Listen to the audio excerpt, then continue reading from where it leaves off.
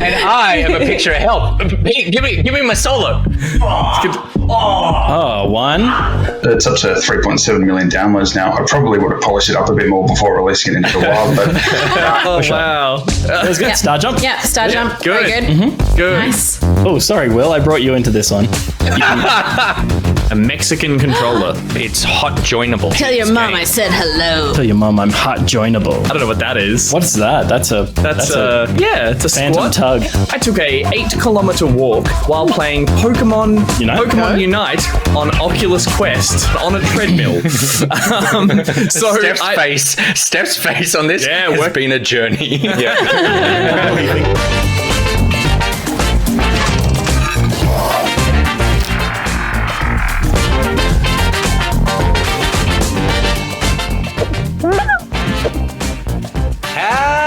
Well, fuck me. It was like a frame. Well, fuck me. It was like a frame.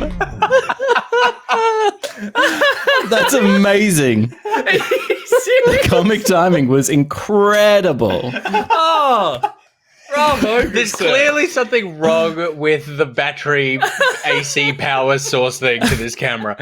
Hello and welcome to Back Fucking for Thursday, the 12th of August, live from the Loki Studios. Tonight of the show, we are back for blood, back in Jack, and back Pock-Arting. I'm joined by my favorite people to back it in with, and that includes Gus, who just got back from a 12k swim while playing Beat Saber on my 3DS. And with me as well Is Stephanie. I stayed up all night last night doing my tax. I have not slept, but I'm feeling great. Good God. And next to me Is Peter, who got in trouble for being a bit rude last night. Steph was up all night, and I was like, just too noisy. clarify rude. Yeah. I was like, taxes.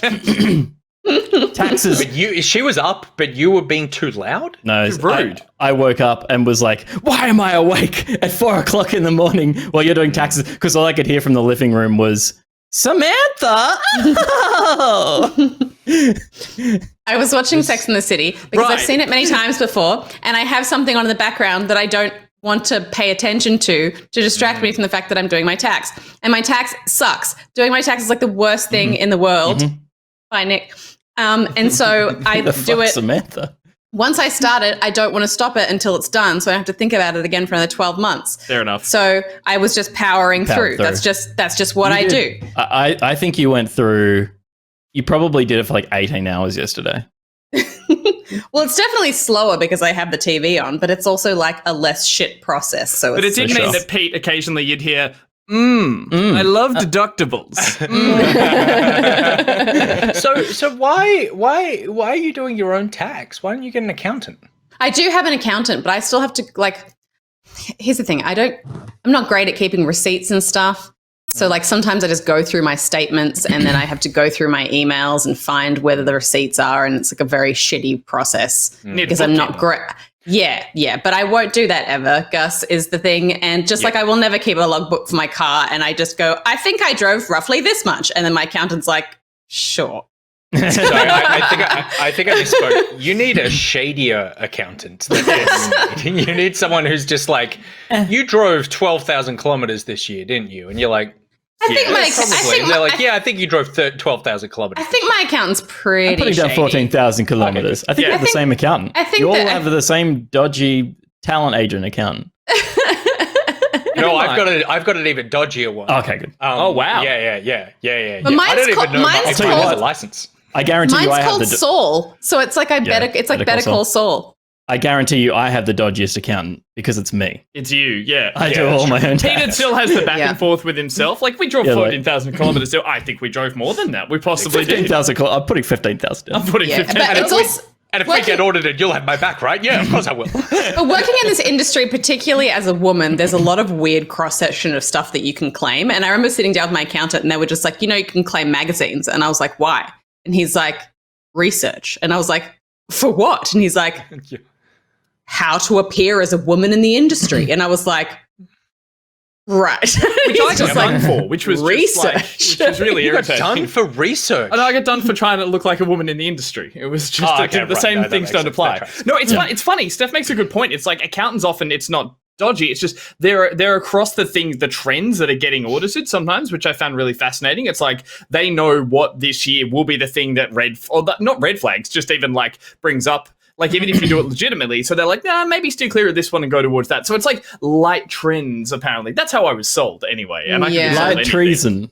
Light treason. Light fraud. Yeah. It's only light fraud, Your Honor. Will, who does your taxes? We've got one of those guys. One of those guys. I mean, no, I'll say one of those ones that is like Dodgy. dodgy. Dodgy is definitely the word. Uh-huh, Yeah, he's a soul.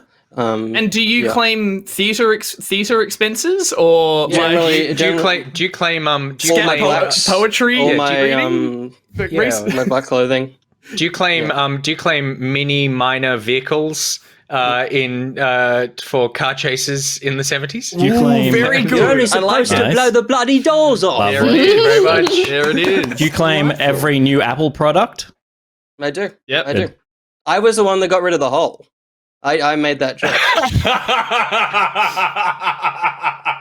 The hole? I don't get it. On the bottom of the phone. Oh, right. I think meant like he's talking about the microphone, 3.5 the jack, right? I prefer this reaction. Yeah. He's making Oh, Nick good. and I look shit for wearing a white and grey t-shirt, respectively. I have been sitting Speak here for yourself, thinking you piece about of shit. I look amazing. the bottom row of this Is panel. there something on your shirt? Well, that's what I couldn't see before. There it is. There it is. Holy wow. shit. You got jellyfish on the back. Jellyfish. That's cool. Loiter? Oh. Is Loiter the brand, or is Loiter, Loiter is the brand. is it a statement? Right. I think it's a little from column A, a little from column B, Steph. But you'd Got have to it. talk to my accountant. Got it. Tim got the jeans. Whatever it was tax deductible because I'm wearing it on camera. You can claim it. You can claim it. You definitely can. We're making jokes, but it's 100% true. How is everybody doing tonight? We're getting by. We're getting by. We're getting by. We are getting by. Canberra went into lockdown, I heard. Get out of town. I saw. Is the new news. We- Yeah. Don't get out of town. Stay in town. Stay in Sorry, town. everyone. Stay in town. Yep. Yeah, Yep. wow. Join Everyone's us. moving to Perth. Join us in Every Day is the Same. Yep. We actually had a phone call. We had a phone call with someone from PAX Australia today, and Thinking of having a bad week. And they're like, "So how are you, Kobe?" We went and complained for 5 minutes. They were like, Oh, "So shit. how are you?" Yeah, we've had a pretty rough one as well. Yep. But Condolences, that's but- fine because we're here now, and we're going to make it through. Nick bothered to put on pants, said Maddie. Maddie, I did, and I put on shoes as well because I did Questionable. feel like if I'm not getting I brushed my teeth. I did everything. I did everything like show normalized. There he is. No Oh, shoes. sucky boy. No shoes. Oh, those are happy socks. Chroma key socks. Oh, they are too. We could put anything on there. We could put a foot there. We could sever your feet. Gus, lift your feet up. Come Gus, up lift later your in the feet up. show. Gus, lift your feet up. Go. There it is. They just look like there's like a heat map thing going on there. Yeah. Next Yeah. week's intro. I've been watching the Oh, look, that looks like synchronized synchronized swimming. I like There it. it Yeah. Less arousing than I thought it would be. But we are, of course, here for another show Oh, of I'm Back aroused. Pocket Action. You're aroused? That's good. And Will's aroused. Look at him. Look at that. Look at that little aroused Professor smirk. Will would buy my painting at the open gallery. That's what I want. Just I'd bid. oh my. I'd bid. I got rid of the hole. God, fucking amazing. Okay, cool. Let's get in with the rest of the show. We're very thankful to have all of you here watching. Hopefully you can settle in for Thursday night and enjoy some Back Pocket Action as we kick it off with a little segment we like to call Just Saying What Y'all Been Playing. Brought to you by Brent Jones, aka LokiCat. LokiCat just absolutely flexing in the food channel in Discord. Oh, I'm where gonna he look. posted I'm gonna look his right now. Me too. whiskey collection. Oh, I saw that. I It saw took that. 3 pictures. My. Yep. That's huge. That's huge. That's huge. It's huge. It's huge. He also, and I don't want to put him on blast. Well, I don't know if this, but no, this is the opposite of putting him on blast. It's almost like I don't want him to feel obligated. but he sent me a message where he was like, I just spammed my current whiskey collection in the food channel. And I was like, yeah, I'm drooling over it right now. And he said, anything in particular got you fancy? Oh my So I was like, goodness. is he offering? And so then I listed No, some. it's like, you want to watch me drink? and then- Which one do you want to watch me drink? Yeah, and then it very much made it sound like you're not getting any of these. So the last picture in his that's fine. collection, he's got so many that he's got an overflow photo in the third one that looks like it's on a set of shelves made of Kennard's storage boxes, which is amazing because his previous shelves are like lovely display ones. He's just had to make more shelving out of boxes. That's insane. I'm so sorry. There are no Kennard's boxes there. We only use Boxwell boxes on the show. This is a Boxwell box shop. That's true. I'm so sorry. I'm off brand and I've lost us our very Boxwell important to remember. sponsorship. Damn it. That's such a shame. But that doesn't matter because Boxwell will be back for blood, Stephanie Ben Dixon. Yes. So I heard about Back for Blood a while ago and didn't quite realize that this was like the new Left 4 Dead for a long time.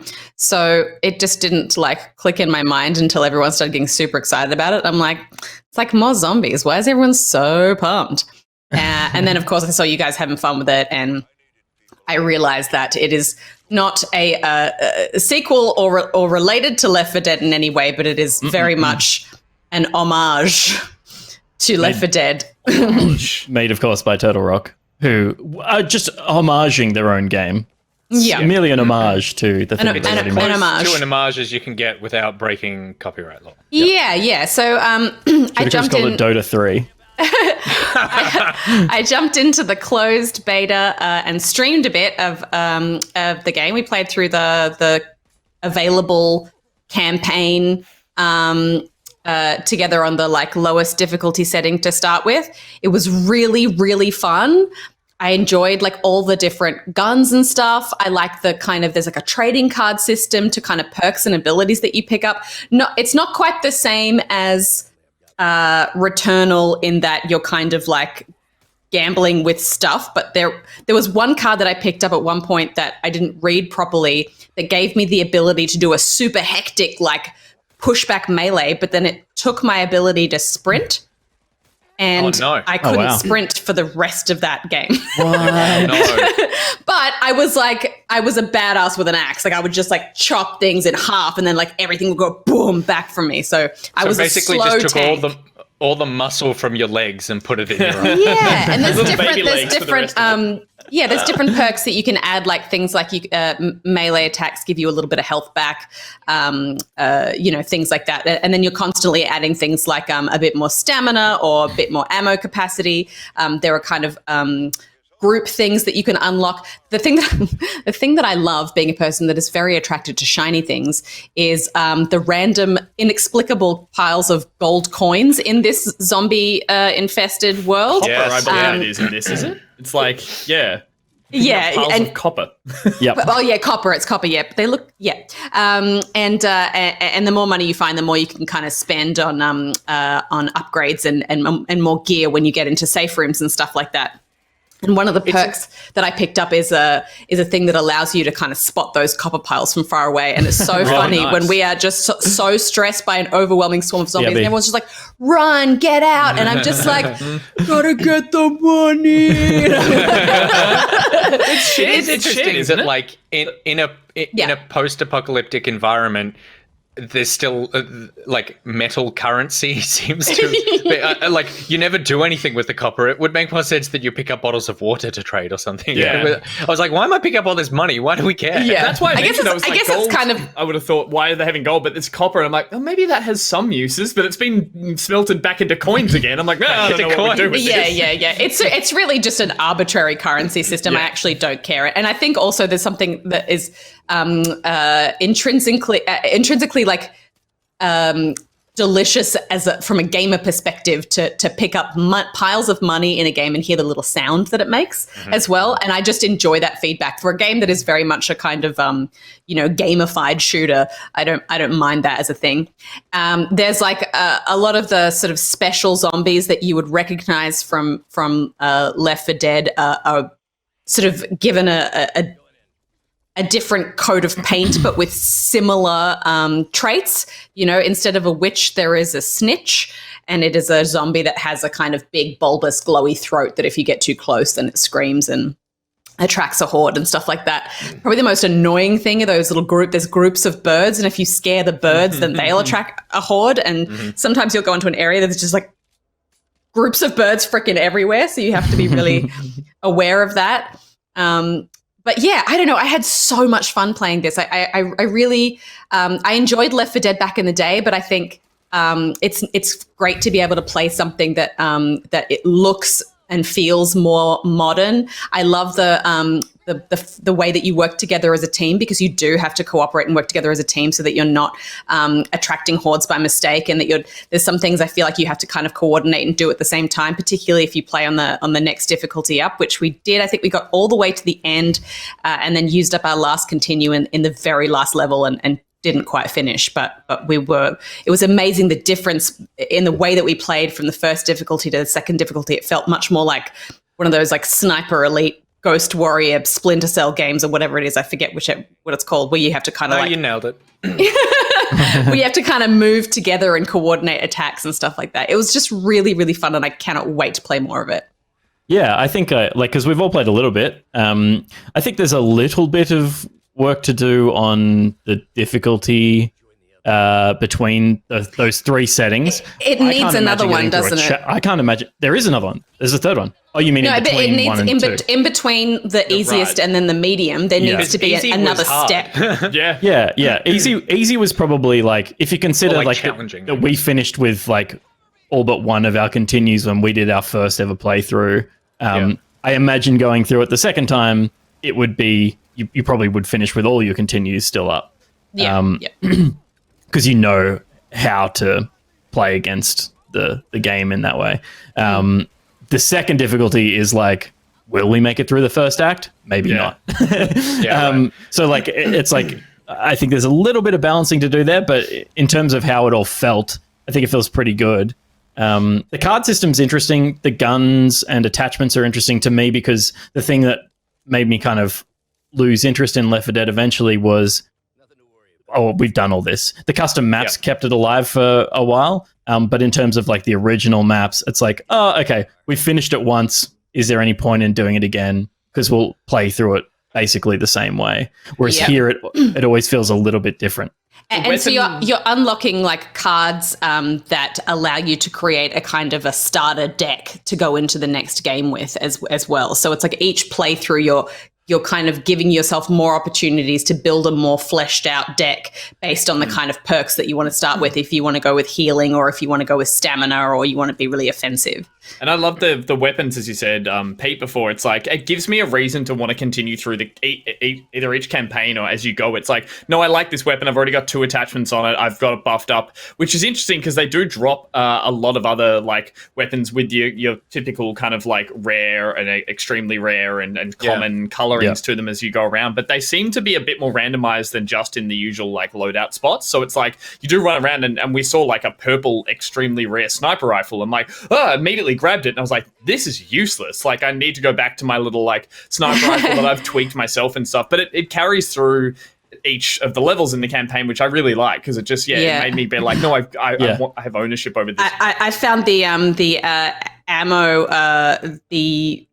what do you call it, rationing or whatever in the higher difficulty so much more tricky, because I feel like I just, I wanted to put points into sort of healing and stuff like that so that I could survive, because obviously it was much harder, and that's where I wanted to put my points. But then I was just constantly running out of ammo using rifles and SMGs and stuff. One of the things that I learned on a second run through at a harder difficulty was that it benefits the team to split the types of ammo that you're using, because you can mule ammo for other weapons that you don't use. So I didn't realize that until right at the end of the second run. Absolutely did not realize that until I was in the second run. But to me, that means that there's going to be some interesting strategies in how to get through those harder modes. And we'll see people who are very good at it getting through those by being smart about when to engage, how they engage, and how they divvy up weapons and loot along the way, as opposed to just being like, oh, I found it first and I want to try this cool new thing out. It's like you can't just try the cool new thing out because you'll, as the team, lose if you're not putting the right weapons in the right hands, kind of thing, which is great. That's absolutely how it should be. It should be really hard. And I think it's just a bit too hard on the medium difficulty at the moment. I feel like we'll get into it, like, as you said, like, once you get into the actual perks of how to build your class properly and which weapons you really fit into, I feel like that will work. And just quickly, Nick, on adding the difficulty, I really enjoyed how, like, it seems like they've fleshed out a few of the objectives and a few of the things you need to do just in these couple of campaigns. I watched you and Pete and Nick play through the first one where you guys had to set off a bunch of explosives on a ship and get off on the boat, and get off it in time. It's just like, it doesn't take much, but just a little bit more than Left 4 Dead had, which was like, make some noise, fight off zombies. This one has a few objectives, so I really hope the actual, like, the open beta and the finished game have a few more things to change up the objectives in it, because I found even just watching you guys do that was brilliant. It was like a nice spin on the actual original game. Yeah. I really loved it. I thought it was just so much fun. I really liked Left 4 Dead when it came out, and I kind of dropped off it because of the same reasons that Pete sort of said, of just like a bit of fatigue of just doing the same thing over and over again. So I think the card stuff is interesting. There was a little bit of like, I don't really like when stuff gives you just like percentages of more, like 10% more something. It's always just a bit underwhelming. I understand you are stacking these over the course of like 7 different times that you can select cards. So if you do spec towards, say, just health that whole time, in theory, you could get 70% more health by the end. So that is a thing. But I thought it looked great. It ran great for me in the state that it did. Yep. There was tons of variety in that first act of just like mission locale. You go from like foresty stuff to like abandoned petrol stations, that sort of thing. A really fucked up house. Oh god, yeah, so disgusting. Yes. There's so many like weird congealed intestines and wriggly things on the floor, and bulbous pussy pimple things that you have to shoot. I remember that was like you needed to pop a few of them. And Pete, when we played another one, you said we're not 100% sure, but like they look like they moved. So again, something that changed up. They definitely had. Like, so, do the campaign or the level the exact same way, which is cool. Yeah, I think all the design is really clever in making it feel interesting every pass. Like you don't know exactly where things are going to be. You're reacting to the game, which is more interesting than speed running through these missions. And I really liked. Sorry, Steph. Oh, I was just going to say I can't remember if this was in the easy mode, but like at the end of the medium difficulty, whether or not you are causing disruptions that trigger a horde thing, a horde just comes every couple of minutes by default. Right. So you have to you're moving through, you can't slow down and just like you meander. Yeah, you have to keep moving from point to point and then hole up because you're like, okay, we just cleared out this room. We should be good for a second. Then like, no, sorry, incoming horde in 10 seconds. We're like, fuck, okay, well, let's find a spot where we're going to be okay. The other thing too is that friendly fire is not a thing in the easiest difficulty, but it is when you move up a difficulty, and that changed things a lot for us as well because even though we were trying to be careful in the first round, they were just like, oh man, there were moments when we were trying to board up the windows of that house, and Rhys was down and Shark was rezzing him, and there were zombies pouring through the window, and I just like unloaded a clip to where the zombies were coming through just as Rhys was rezzed and stood up, and I just like mowed it down again. Mowed it down again.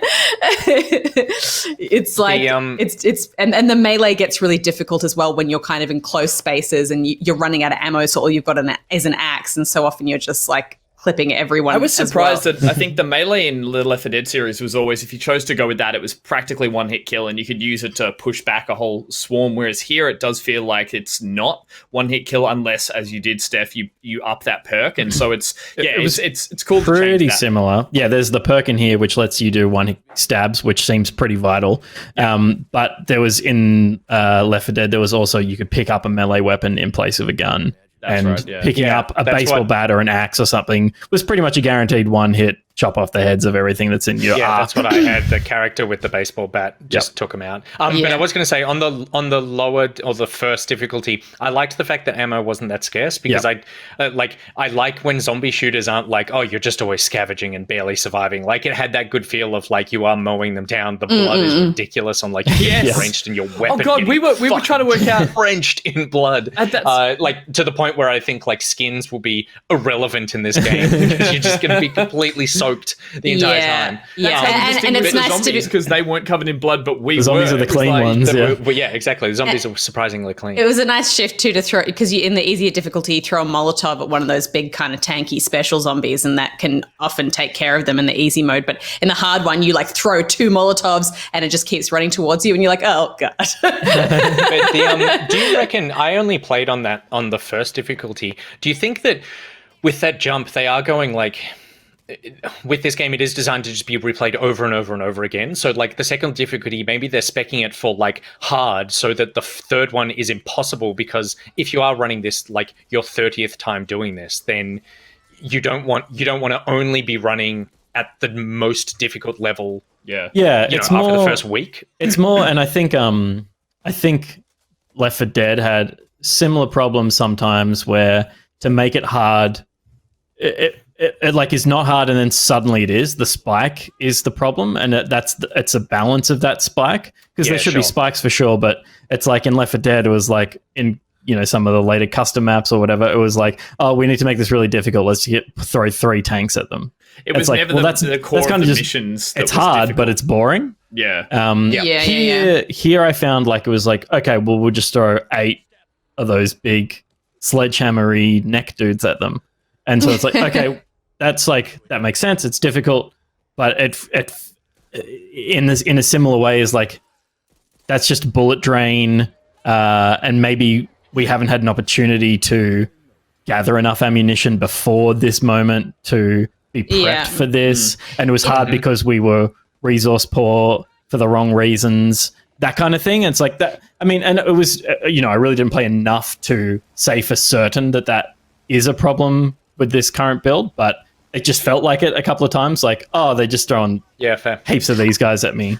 I definitely really enjoyed playing on the harder difficulty. I just think there needs to be one in between so that because it is just too much of a gap. But on the harder difficulty, like the middle one when we played, it was just a lot more tactical, and we spent a lot more time stressing about money and what we were going to spend money on stuff. Because in the easy mode, we were just buying out a lot of the you can buy group buffs, like cards. Yeah, I loved the group buff system. Yeah, you can spend money on cards that will affect everyone, give everyone another grenade slot or an extra, the ability to carry like a defib and a first aid kit or whatever. And all that stuff was really useful. And I think when we were playing on the harder difficulty, we just either weren't picking up as much money or we were all having to spend money on ammo because we were going through it so much more. I don't know what the difference was, but we weren't able to really put our funds into those kinds of perks, and so then we felt like we were constantly just trying to juggle, resources and stuff that we needed, on top of also like trying to be a lot more careful with how we moved through the map. We couldn't alert any hordes by mistake because that would just be a waste of ammo we didn't have. And then also I would also say that like the friendly fire as well meant that like we were using more healing and health and stuff like that because we just would hit each other unintentionally, and we were just spending resources totally differently. But you just had to be a lot more organized and coordinated. Yeah, cool.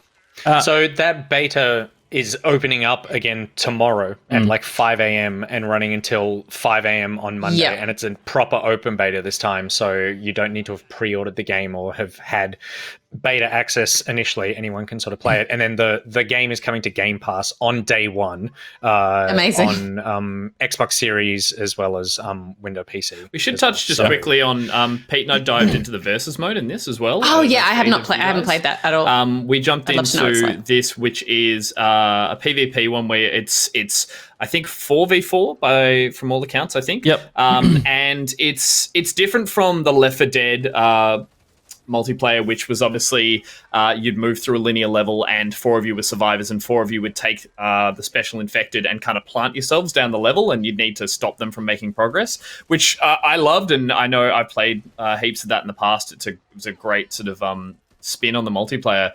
Here what they've done is, or at least what was available in the closed beta, is like a small multiplayer map, and essentially what happens is like it's still the 4 pick the special infected and move in on you and have respawns, but there's a circle closing in on you. And it's like a swarm, an infected swarm, so the play size goes from what I would say is medium to small to tiny. The 2 maps we played on were miniature to begin with. It was surprisingly small. When you say swarm, sorry, is it zombies? No, or it's is swarm, like locusts, like a weird yellow fog of bugs. Yeah, it's just a way of basically closing the map down. So essentially what it is how long the 4 survivors can all stay up. And it's you clock your time in at the longest you can go, while all the other special infected are like they can only respawn when they're far away from the players and out of sight. It's essentially like who can survive the longest, which is definitely different. And then obviously you switch over sides, and if you can beat that time, you win. Or as you can see here, it's super hectic. It's far more frenetic than I think the Left 4 Dead version of it was. And personally, I thought it was okay. I did kind of miss the other version that I was hoping they might have done in this. But Pete, we both played a bit of this, and I think. What do you mean, the other version? From Left 4 Dead, that asymmetrical multiplayer. Oh, sure. It was just such a unique spin on like recreating the single player experience, but with humans. Whereas this is quite literally a kind of 4v4 with the swarm, with the zombies, I should say, running in amongst all of it to cause chaos. So I didn't love it, but I think it's definitely something that could grow on me, and I could get into a bit more with some other maps and getting used to the infected, the special infected, because like as you can see here, there's like the choker, the grabber guy versus the slammer guy, and all their attack patterns are really weird to learn at the beginning when you don't know what you're doing. You're like there's also some areas of the game where you actually cannot fend off the horde, and you just have to run to the next point, and it's not until you play through the whole thing that you learn where those points are, and it's annoying when you kind of waste a continue on that when you're going through, because you're trying to kill everything, and then you again, that's part of the learning process of a Left 4 Dead style game. But to your point, I think that adds to the idea that they are trying to kind of create something that people will play through multiple times and learn to get good at. Whereas this mode feels much more like a pretty standard multiplayer mode. I think it's good. And I like that it's there, but I wish just getting grabbed going. It has some cool moments in it, yeah. I do hope that the asymmetrical campaign is still there, because it's by far the most interesting thing Left 4 Dead has done to date. This is fine. It's actually really good. If you're going to put multiplayer in here, I'm glad it's not just a shooter or zombie mash or like deathmatch. It's a clever way of utilizing how different the two sides play. It is to let them play in rounds off against each other. We got 3 minutes 35, we survived 4, and so we need to kill them in less than 3 minutes and 35 seconds to win this round, and then it moves on to a different area. They're tiny, which we did. Which we did. I think we ended up losing though, but we won the first round. I have to say overall, I really loved all of the guns in the game too. I don't know. Felt great. Yeah, how you guys feel about it, but I had so many guns that I'd pick up and be like, no, this is my favorite gun now. Rockets confirmed there'll be no campaign versus mode, but if we complain enough, there might be. There could be. Yeah. This what you're seeing anything in video here games. just quickly is picking the different classes. So there's not only is there the like special infected, there's also like variations on each one. So there's the like the jumpy fast one, but there's like one can spit and one can do like an AoE spit and the other one. So it's like there is at least it's interesting that there's a few variations on it versus just like your stock standard like boom, vomity guy and stuff like that. And we did have one of the best moments near the end of this round where it's like I worked out how to smash and Pete worked out how to spit, and we were doing it together and being like, oh cool, it's all coming together, and we would just absolutely like had them cornered and was completely just rolling them. So not that bit. Not that bit, but those moments were really exciting. I just think there'll be fewer and far between compared to that Left 4 Dead mode we were talking about. Yeah, Definitely going to. I was just going to say, I think it's a perfectly serviceable multiplayer mode. I think people will have a lot of fun in this, but I think people who know and love Left 4 Dead 2's 8-player mode will be disappointed to not have access to that, because it just like is one of the most exciting, difficult multiplayer asymmetrical. It's very rare to be the monster and feel like the monster, like laying an ambush and all trying to do the right thing, and to feel powerful but still feel like vulnerable, that you can get popped as a boomer or something. It's like, or you're falling behind trying to catch up with the troop who are just running ahead. So I found this was just a bit too chaotic compared to what could be a bit more slower paced multiplayer in Left 4 Dead. So this could find an audience, and I think map variations and maybe some game modifiers could make it fun as a sort of palate cleanser between the regular campaign. Yeah, I was going to say, I'm definitely going to be checking out the beta again this weekend. I'm now really excited for the release, but it's going to be interesting to see what they do. And it will depend on the success of the game probably, but like what they do in terms of rollout of like DLC, new areas, new acts, new modes and stuff, because I think the landscape has definitely changed between Left 4 Dead and now in terms of like what we think of as support for a live service video game. And I think that the expectations now are that like it's Call of Duty style. You're putting out a new season every 40 days with like new maps, new battle pass style stuff. Like you want to feed that content machine, because I think as good as the game is, just relying on people running through however many acts are sort of in there over and over again with little variation is going to wear thin pretty quickly. So hopefully they have a good roadmap set out for that. Steph, what else have you been playing this week? I also just have been playing more Tribes of Midgard. I spoke about this last week. It's a Scandinavian-inspired roguelite survival RPG thing. Another one. It's so hard to kind of categorize this game because it's a mix of a lot of different things. But basically, it's got kind of tower defense in it as well. Basically, you spawn into a world and you have a Yggdrasil world tree in the center of your village that you must protect at all costs.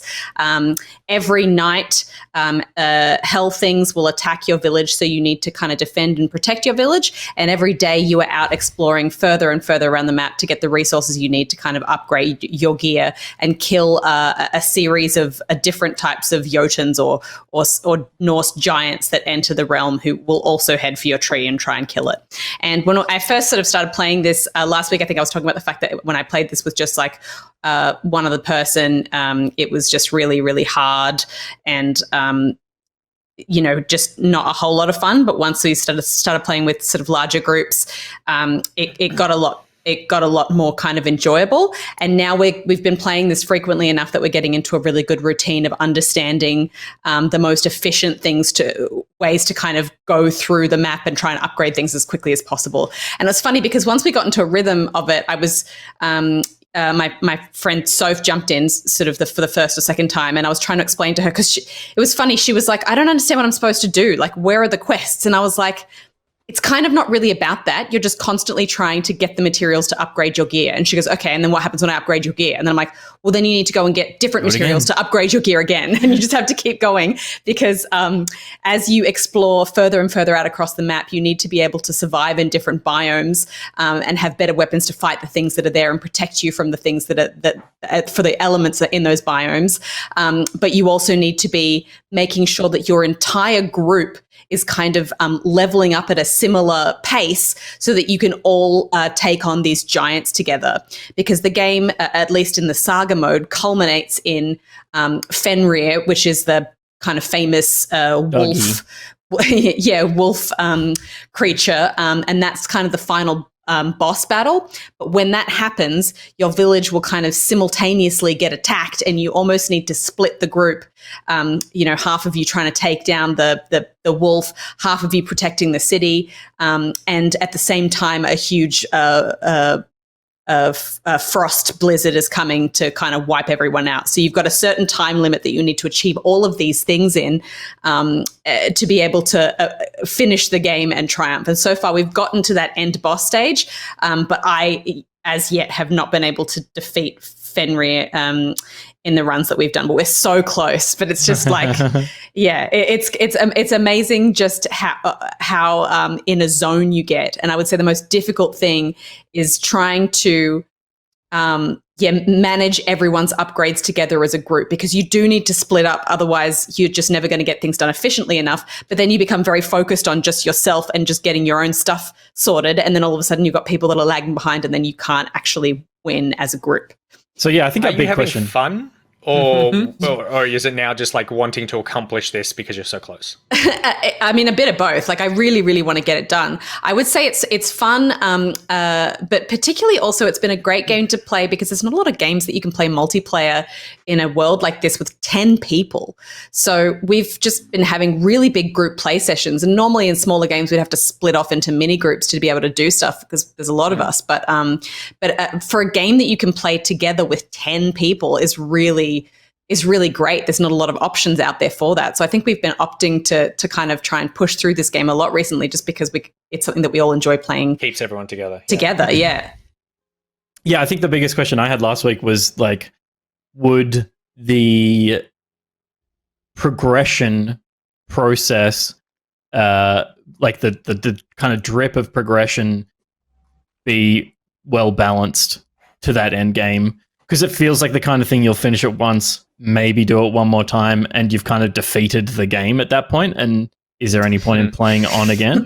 Yeah, I don't know what the longevity is after that, really. What you do get is you unlock other classes, which give you more of an opportunity to play differently and then again be more efficient, because because it's a roguelite, every map obviously is randomly generated and different, and you have to kind of find where things are each time and level up from scratch each time.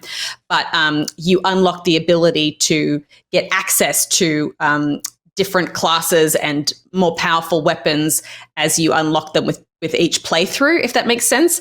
So I think once you've kind of finished the game a few times, then you'll kind of have more fun with the way that you'll be able to finish it. But sure. Unless they add vastly sort of different maps, I think, after we'd kind of defeated Fenrir a few times, I don't know that we would continue playing with it, except for the fact that it is a 10-person game and there's not a lot of games in that category. Yeah, I wasn't saying that's a bad thing. I was just saying, does it feel right, the amount of game that you're going to get out of this before you exhaust your fun of it? Yeah, there's also a survival mode, I think, which gives you kind of like different options. It feels just like the main game is survival, but and we have a survival mode. Yeah. There is an end point. The other thing too that it has is that there is a Bifrost that you can exit out of and kind of cash in. So if we're getting to the point where it looks like we're not going to succeed before the blizzard, we actually have to make the call to all collectively bail together so that we can keep the rewards that we've earned from that session. Otherwise, you lose it. You exfil by a chopper that comes in. It's like totally things happen in a very long game. Right? I know, and it's devastating because we've gotten so close so many times, and there's always like one or two people who's like, "No, we can do this," and you're like, "Let it go, man. We're not going to make it." They're like, "No!" Like hacking away at it. I love that progress system in games that has a sort of risk reward of like, whether or not you play on or do cash out and take some of it with you. I think it's a very good way to keep me coming back to something. And I would say too is that people are now kind of unlocking more sort of healing abilities and stuff with the sort of class trees and things like that, and that has already made a huge difference to how we play, because when you've got 3 or 4 people that have the ability to heal when we're doing those big Jotun fights, that has changed the way we play things significantly. So then when we go through next time, we're like, okay, now that we know that works, we're going to make a point of going after this specific thing. And these people will have these specific weapons because we know that they work good for this scenario. And then when we face that scenario, we'll make sure that these people have these weapons. And so it's like each time you go through it again, you have more knowledge to try and to try and be better at it and kind of get through. It's cool. I'm really enjoying it. It's much more than I thought it was initially, and I'm bummed that it got a poor reception at start, because I think just the way they marketed it made people think that it was a different kind of game. They thought it was going to be like a Diablo or something like that, and it's very much not. Yeah. It's funny that you're saying it's more than you thought it was initially, because it sounds like it's 30 games. Yeah, that's a lot. Good. Well, I'm glad you've warmed to it. Peter, what have you been up to this week? Obviously played a bit of Back 4 Blood. I had a mate's Bucks WAN on the weekend as well. His wedding has been cancelled like 3 times because of COVID. Man, that sucks. That brutal. sucks so and we're hard. like, Margaret, let's just have like a weekend where we stay up till 4 o'clock in the morning. And we did that. And do Steph's taxes. Steph didn't get mad at me for that one. No. But we played we started with Brawlhalla, good fun. Yeah, right. Did some Left 4 Dead 2. Did some Counter-Strike, as you have to. Age of Empires 2. So I've been playing a bunch of old classics. But one thing I did check out a little bit of that is new as of midday today, I believe, is Naraka Blade Point, which is a new battle royale with a melee focus. And it has kind of Crouching Tiger vibe to it for sure. It's about kind of where PUBG maybe, and it feels a lot like PUBG even down to the menus, where it kind of sets itself apart, I think, from most battle royales is it feels like you can get into some good melee skirmishes where you can both get off a couple of heals, watching each other, kind of scoping each other out, trying to get good counters and stuff off. I've only played a couple of rounds, and I looked it up because I was smashing my way through it. It is bots for the first few rounds to ease you into it. But in terms of the way that you play, get into the map, this was the tutorial that was kind of just teaching you what the weapons are, how to use your abilities and that kind of thing, because it does have classes in it. And here is a bit into one of the maps where this is me using the ultimate of this character who turns into a giant version of some kind of multi-armed god. So it's everyone has this ultimate that might get pulled out at some point. I've seen this in Fortnite. Yeah, well, totally. You absolutely have seen this in Fortnite. There's some great ideas. There's very classic battle royale ideas you're picking up. Different tiers of similar items that are better and better versions of the same things. You get shield regen, health regen. There's plenty of ranged attack opportunities.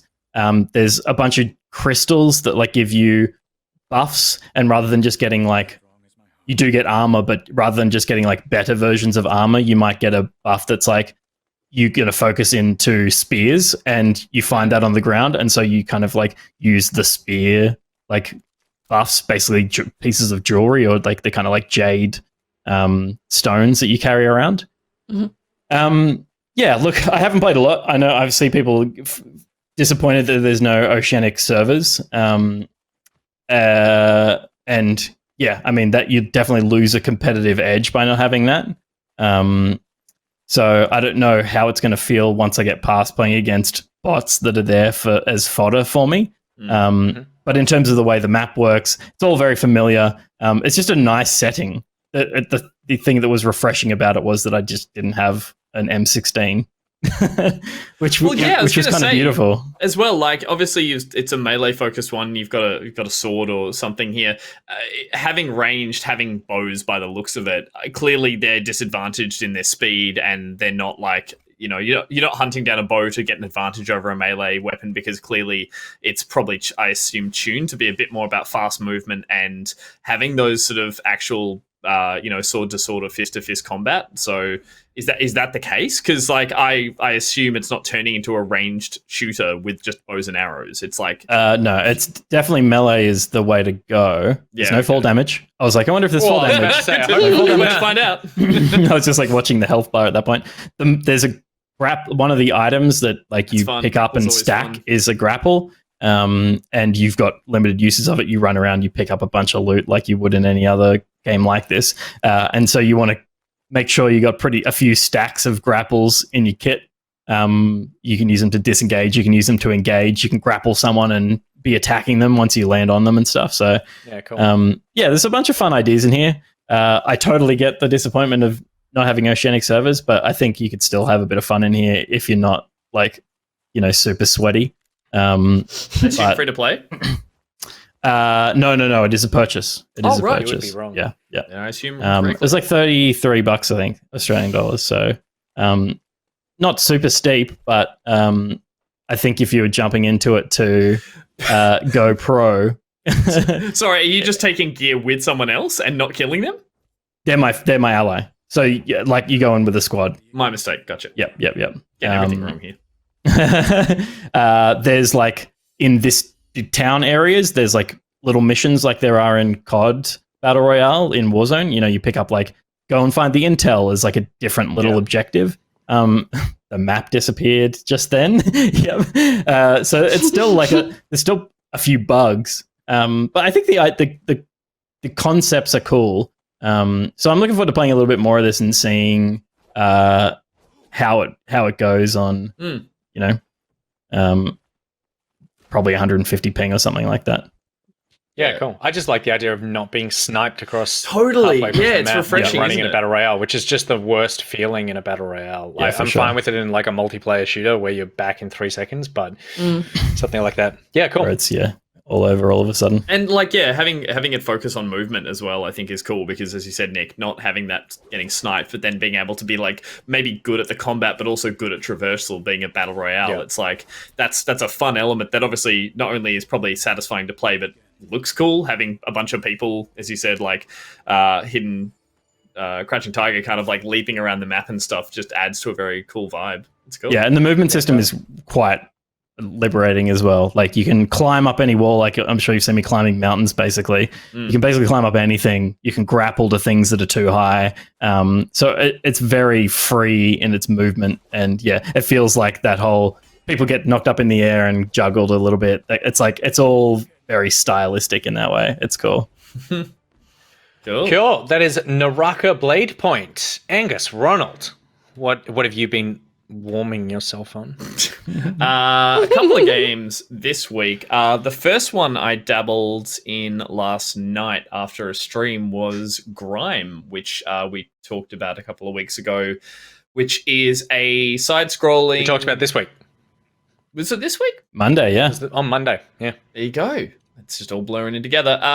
Grime, which is I guess we're now blending Metroidvania with Souls-like. So if you want to come up with a word to mush all that together. Salt and Sanctuary.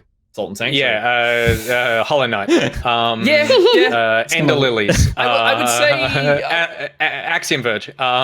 This definitely feels, and people who watched the stream the other night, definitely feels like it's taken the most out of a Souls game in terms of its currency, its health regen, its consumables, all that kind of stuff. Basically, the lore in the world that you're set in is this cave rock people kind of very strange setting where you play this spirit that's come to life. Again, the backstory is very obscure and purposely kind of like confusing. And essentially you're making your way up through this very cool looking fantasy world, which is very grim, very dark, very grey, but also like some fantastic looking areas and like in the backgrounds and that kind of stuff. And I really dig it. It has, in any typical Souls-like, a whole system, a whole bunch of game systems at the start that you got to get your head around. And they've all got their own unique words. And people, again, watching would have seen my eyes rolling hard when it's like, it's not the game's fault, but having to relearn a Souls based on like, you consume, you want to absorb breath from enemies, and breath can be used to gain health, then you want to spend mass, and mass is gained by killing enemies. Mass can be multiplied with your, I think it's called like your arbor or something, which is a number that sits in the top left of the screen, which is a multiplier that goes up the more kills you get and the less hits you take. So there's all those systems in place, and it's like you've got consumables that you can gain more mass, and you can spend all of them at these big rock pillars, which are essentially your bonfires where you respawn. And yeah, it prides itself in being a tricky game that gets hard very quickly, has heaps of mini bosses that come out of nowhere, and attack patterns to learn. Here you're seeing that little thing I'm doing, which is essentially when an enemy has a small amount of health left, you can counter and you will absorb their breath, which fills up that yellow meter up in the top circle, and that's what you can use to spend to regen your health. So it has a bit of a Bloodborne-y risk-reward thing where it's like, if you're down on health, you need to start countering people as counter kills, not just countering a hit. You need to like do a finisher on everyone with this high risk move that will gain you breath to spend for health. So I really liked that. On top of that, sorry, what are you? Are you a black hole? Head? You're a black hole that absorbs mass, and you are on top of quite like an Adonis looking body. And I bring that up because it's really funny. There's a couple of NPCs you meet along the way who are these like giant rock heads on these little bodies with like these funky faces, and they all look at you like and call you like the well proportioned, and they like praise you for being one of these. There's very cryptic kind of story in the sense that they're like, oh, you're part of, I think you're called a cavernous or something, and it's like you're a race of people who have a law that you are yet to understand, and they live higher up and all this kind of stuff. So it's as I said, I'm only just over an hour and a half or so in, but it's got its hooks in a lore sense as well that I really like. Everything is super grim. And the other thing I really like about it is that, like a Souls-like, I assumed that when I died, all my mass, which you would see in the bottom right, which is essentially your souls, would be left on your body, but that's not the case. You actually take all of your currency with you when you die. What you do lose is that multiplier in the top left, which I'm yet to unlock here because you get it a little later. So the multiplier you have to earn more of the currency, you will lose upon death and can reclaim by finding your body. But what that means is it's quite interesting to be able to die and go, right, I have all this currency, I'm going to spend it on my upgrades. So I feel like it's a softer touch in that sense, rather than now do a run to go and get your currency and come back and spend that to get better.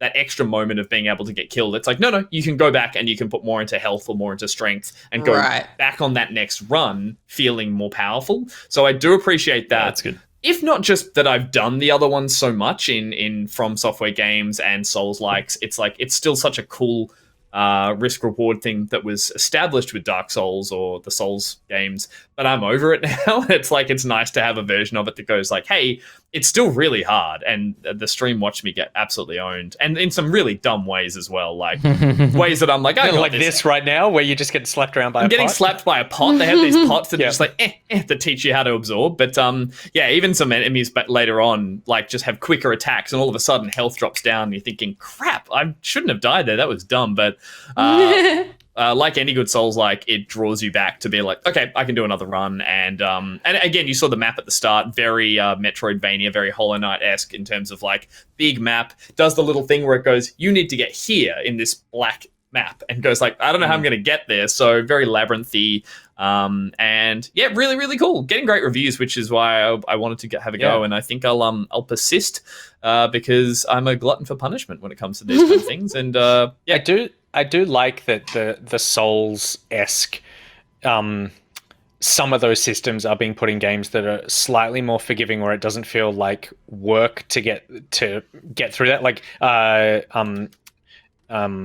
Gus, what Death's Door? That's what you've been playing. I've played.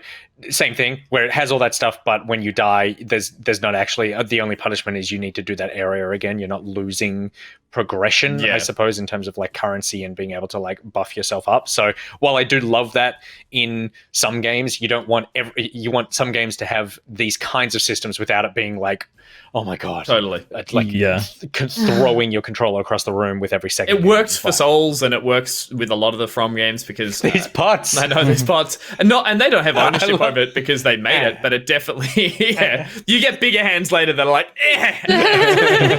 they go for you. But you're right, Nick, in the sense that it's like, it's great in a Souls game, but it doesn't have to be in everything, and you can still have all the punishing gameplay and combat in this, which again, I'm still in the starter area. Oh, the only thing I'll say is the weapons are fantastic.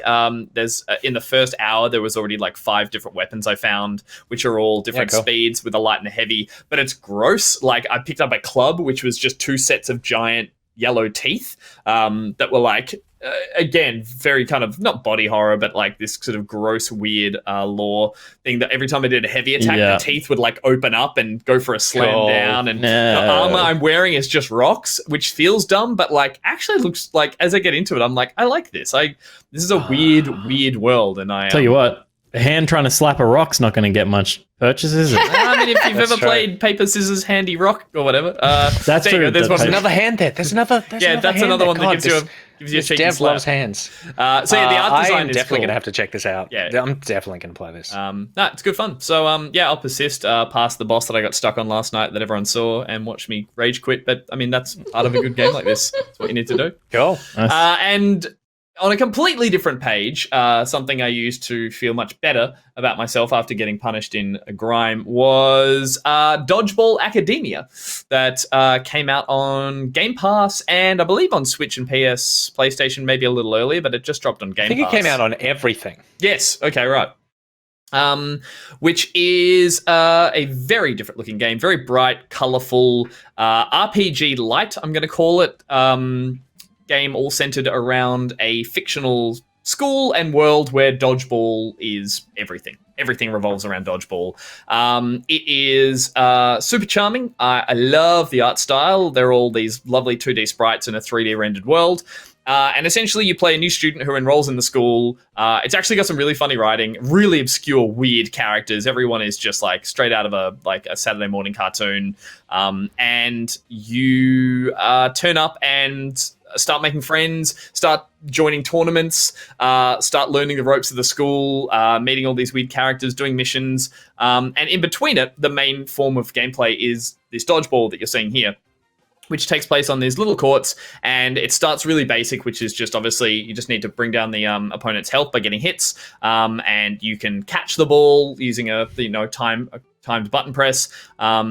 And that's really basic, but the game expands in a way that I really enjoyed, which is like it starts adding power shots. It starts adding like a focus meter that you can build up when all the balls are on the enemy's side. You can start charging up yourself, but you're vulnerable to an attack. If you hold all the balls too long, you'll explode. So you have a reason to get the game to go back and forth. There are modes with multiple players on either team where you either tag them in and out, but sometimes you'll get versions of it where you're all on court at the same time. You're in charge of just the player in the front, but your AI will pick up balls in the background. When you kill an enemy's player, they go behind you on the court, like traditional dodgeball. And if you dodge a ball, dodgeball, the enemy can grab it and throw it into your back. So suddenly attacks start coming from both sides. You can swap out the player who's at the front of your trio, which essentially it turns into 3v3s who all have different powers. It gets remarkably complex very quickly. And I really enjoyed these little matches that would happen in between that almost felt like a Pokemon battle. You walk through the school and all these students are just like, hey, I'm going to fight you. And they just do this little... And it's... I'm yet to get sick of the actual dodgeball, the game part of it. It seems to be fun every time.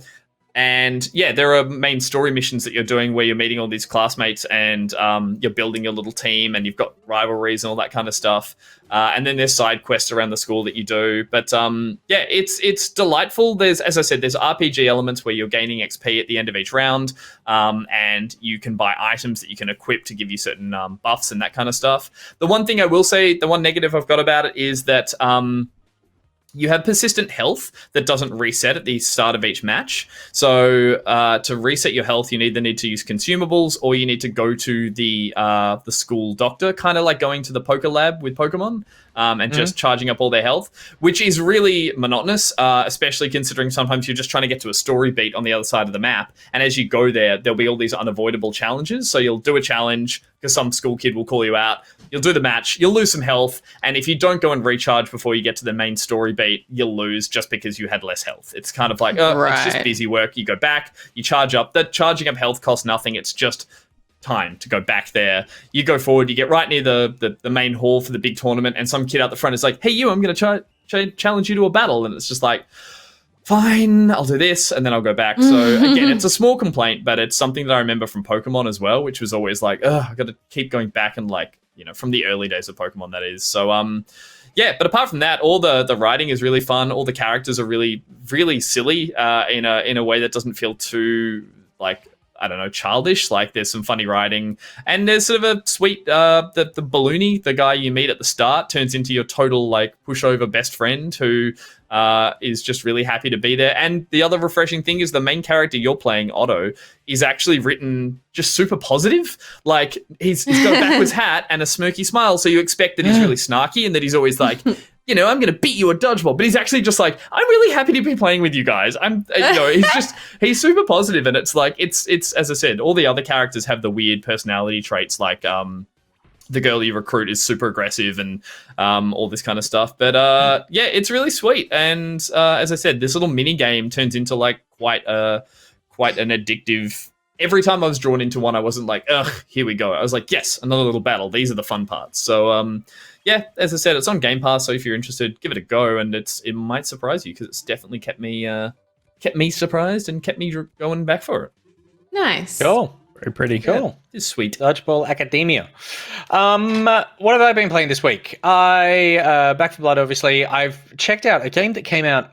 There was a prologue that came out in like December last year, and it came out in February, I think, in early access. It's still in early access now. It's called Fights in Tight Spaces. I've heard about this for a while. I've been meaning to check it out constantly and just never really got around to it. It's it's basically, it is a puzzle game. It's a puzzle fighting card game. So the premise is that you are a secret agent, basically, and you and that's it. Like, in terms of story, you're sent on a mission. I was like, there's more premise. No, there's no more premise. It's very That's black and white premise. and red story. But the gameplay is you get placed in a small space, a tight space, if you will, with an enemy, and then you have these cards down the bottom. Each of these cards are different kinds of moves, like focus gives you sort of like mana that you can use. You can move around on the grid, and then there's attacks and stuff. And then as you go, more enemies drop into the space, and it's kind of like a roguelike where you're working your way through this procedurally generated X amount of rooms that you need to have fights in to get to the end of a level, and then you get to like level up and go on to the next one. And it works really, really well. It throws a lot of information at you very early, as sort of like, I feel like card games, it's kind of hard to give you a tutorial that onboards you relatively easily, because they can't give you half cards. They kind of need to give you, this is the card, and here's all the ways that this card works and interacts. So at the beginning, I'm like, okay, I've got to think of like my mana points, but then there's also momentum points, and there's also a combo build. But then if I use this card, it finishes my combo. In the meantime, these dudes want to hit me in the face. But after a few rooms, you sort of like start picking it up. The rooms are really coolly designed. They are like, I just love this idea of like fighting in small areas, and they are always like bars, bedrooms, bathrooms, where there's also environmental objects that you can use. Some cards, like Head Smash, which you can see down the bottom there, is a card that if you are near an enemy and near a table or a wall or something, you can smash them into it, but you can't use that if they're out in the open. The other thing that's really cool about it is that the enemies sort of like line up their attacks and then execute their attacks. You know, like this turn, this person is going to punch me, but this person is preparing to move. Yeah. But what you can do is you can move out of the way of like an attack, push the attacker across the other side of the room and line them up with someone else. Cool. And then at the beginning of the next turn, they automatically execute their attack and therefore hit that dude in the face. And so it's not only chain you reaction needing to kind put of in the stuff. work. Yeah. Yeah, right. Yeah, which is really, really cool. it's really fun. There's a prologue on Steam right now that's been there for a few months now, which is free. And if you're interested, I thoroughly recommend checking that one out. It gives you sort of like big, super hot vibes, like not only from the art style, obviously, but the sort of minimalism with which all the action takes place.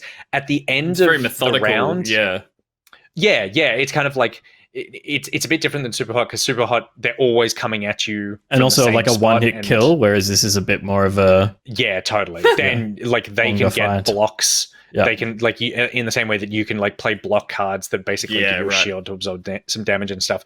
At the end of the turn, it does give you like a replay your fight button, and I was like, oh cool, like it's going to be Real time? like I'll hit that, and it's going to like do, and it does do it in real time, but Just the it's same still angle? just the same blocky movements of moving around, and then you can't skip out of it. So I hit the button, I'm like, oh god, I'm stuck here for like, it was literally like 50 seconds. Does the watching camera this swoop kind of around, like, or does it stay up there? The camera. no, it just stays up there. It feels like you're a theater director, and you've just started blocking out an action scene, and everyone's just running it for the first time. It's like, we're not going to do any contact. We're just going to run it a few times so everyone gets comfortable. You're right. It'd be cool if Do you they ever played Is there get- an initiative list somewhere? Like, do you know whose turn it is and when? Yeah, so if you hold Alt and mouse over people, if they've got like a little fist icon that pops up, you'll know that at the beginning of the next turn they're going to attack you. Yeah, okay. And if not, then you'll know, okay, they're going to block or they're going to move or something. Because I saw It also defensive gives- cards there. Like, obviously you can attack, but then can you prep? You play a defensive card at the end of your Totally. turn, so then you're prepped for the next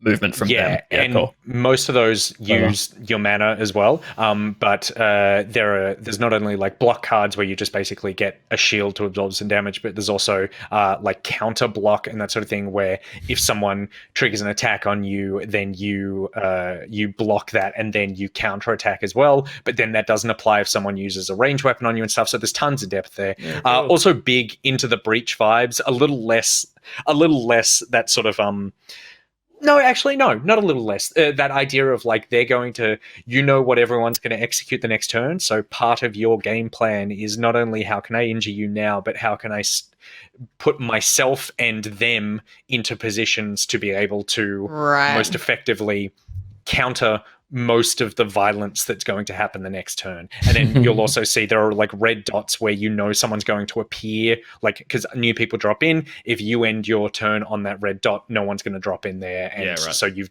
like effectively nullified an enemy. So super cool, really fun, and just one of those like nice head scratchy, all right, like this feels like very overwhelming, but methodically I'm just going to work my way through it. So yeah. Do you ever get to use stuff in the environment much, or no?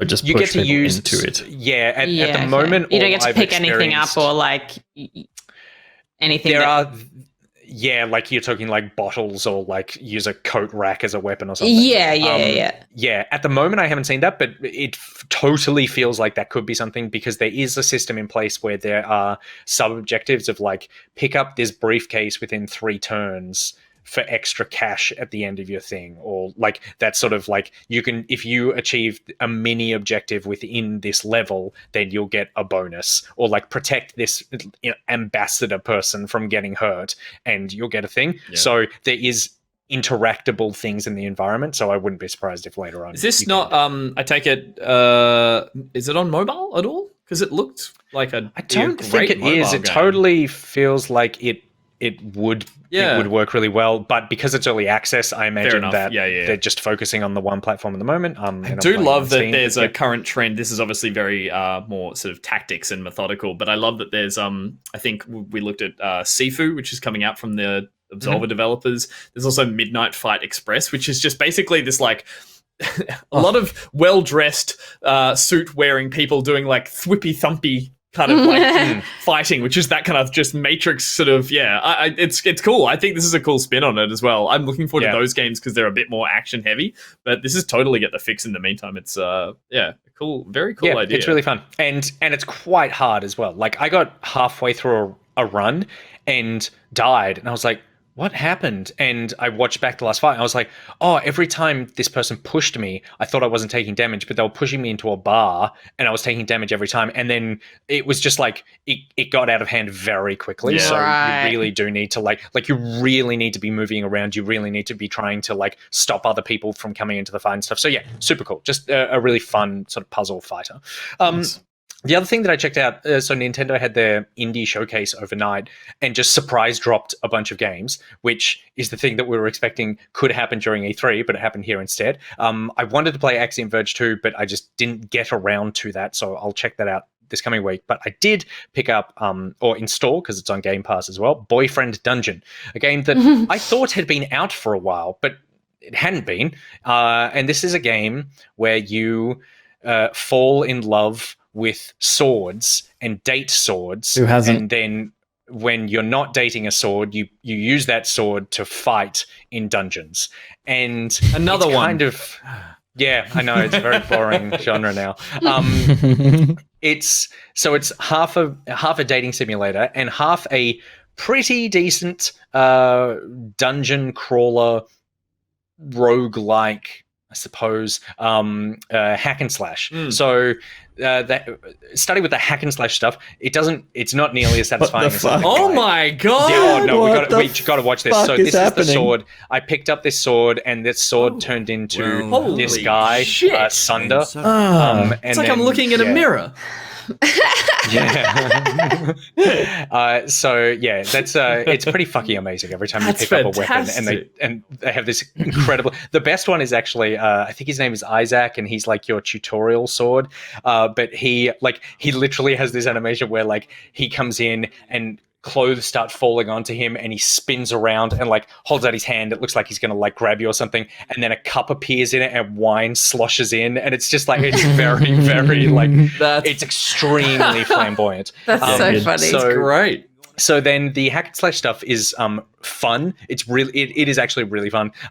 It's pretty simplistic. You got a light attack, heavy attack, dodge that you can see there, and then a Zine, which is basically like you read these books. Create that a give small you, like, magazine. a special power. Yeah, okay. So you can basically write small magazines that give you superpowers like fireballs and that sort of thing. Sorry, Mac it's and not. Dan, take a look at those gutters. The gameplay, it doesn't feel as good as something like Hades, but it has a very cool update. So then the way that the dating sim and the gameplay will interact is that when in the real world, when you're not in a shopping center fighting, you go on dates and have lots of phone conversations with people, and then the more that your love level or attraction level goes up with that person, Nice. then you unlock new abilities for them as a weapon, and then the abilities are little perks that it doesn't right. seem to change your attack, but it gives you these little perks, and they're cool perks. Like one of them, this dagger lets you, when you roll, all the enemies around you temporarily lose track of where you are. So at first I found I was getting swarmed quite heavily, and then I unlocked this perk and you could pick from one of two, and there's like 8 that you unlock per weapon, and then you can pick sort of as you go which one of these 2 on this track do you want, and then you roll out of the way and suddenly all the enemies stop and start having these question marks around them. They're like, where the fuck did he go? And then I'm behind them just stabbing everybody in the back with a woman who's actually a dagger, and so very strange. So the writing is really fun as well. I will say Ben, Big Ben, has also been playing this as well, and he sent me a DM earlier on with just some of his thoughts on it. And like me, he was like, the combat starts to feel good once you level up. He loves how sexy everybody is and the anime style intros for all the weapons. Massively agreed. He said it's the most unapologetically queer dating game that he's ever played, or he's played in a long time, and even more so than Dream Daddy. And he really appreciated that there were no questions asked about sexuality, sexual preference, or gender. You can't, or like even pronouns. You kind of just like it's the most free love environment you could possibly imagine, where you're just saying yes to everybody who wants to date you, or you can say no and just be friends with them, and you develop your affection level with them, so you don't need to date people. You can just like be friends with them, and that still is like seen as a meaningful relationship, which is really nice. I'm still confused. Does Isaac have a boyfriend? Is that someone on the wall behind him, or is that another another person? Is that a conquest? Yeah, I don't know, but I will find out. Good.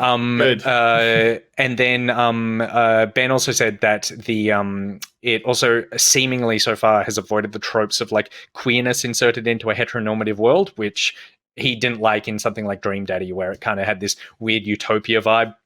This one feels more naturalistic. Yeah. And the writing is really funny. There's lots of really good jokes in the game. Like the way that they play with like at one point I had sex with a woman who was a dagger, and then it describes the sex scene, and it like at the end of it, it's like after we like, and when I started having sex with her, she was a woman, and then at the end, it's like we snuggled in bed, her hilt resting tenderly in my palm, and I'm like, so she turned into a dagger halfway through the lovemaking session. Is that like, or like at the post-coital, she like owed herself into a dagger, and then now I'm just lying in bed with a blade. Very strange. But well, just quickly, can I ask, like, is there, as you said, unashamedly with like all the like sexuality and pronouns, which is fantastic. In terms of lore, have they chosen to just be like, this is just how this world exists? Some people are... So there are people called wielders who can't turn into swords, and then there are people who could turn into swords. And there are the rest of people. Yeah, but it's only like in this one town. So like you're a newcomer who comes to town to stay with your cousin, and then he's like, oh, by the way, people turn into swords here. People are sexy swords. And you're like, can you turn into a sword? He's like, no, I'm just a wielder. And so it's like, all right, I'll just accept that for what it is. Which is very fun. So it's a very charming game. Like I said, I think the dialogue and the dating part is the most fun, because I think it does a really good job of like establishing relationships with these characters. The one thing I'll say, and this, I reckon most people would disagree with me on this, and it's probably going to like put me out with a few people. I want to date weapons. I want to date weapons, and I'm sorry, Beck. But no, it's that it feels I think it leans a little too heavily on this idea of being like super, super, super safe. The idea is that you're kind of in this safe world where you can just be friends or lovers and whatever. And there were just a few times where it felt like in the dungeons, the things you're fighting against are your fears. And so it's sort of like Persona-esque in that way. But like literally in the first 2 minutes, the tutorial sword/lover, it was like, when I was in here, all your fears are all manifesting as phones. But when I was in here, my fears were all manifesting as cement trucks, and I think that had to do with like my uncomfortable relationship with masculinity. And I was like, yeah, sure. Like, hey, I'm Nick. I've had an uncomfortable relationship with masculinity my entire life, but like, you're just coming out and like so saying the thing, like it's very on the nose with like, this is what we're dealing with. In the same way as like at one point you're running along and you pick up a dagger that's on the ground, you can't help but pick it up. You kind of just run into the room and it's there. Yeah. And then it goes, hang on, you can't just like grab me without consent. And it's a bit like, oh, okay, like we're looking at it right literally now. This moment here. And I was like, oh, okay. Like I didn't actively pick this up. I just kind of ran in. And so I know what it's doing. And of course, of course, but it just feels a little like it's like laying it on a tiny bit heavy, potentially a bit condescending. Yeah. I don't know what it is. And I know that's a really fine line for me to walk as a white guy.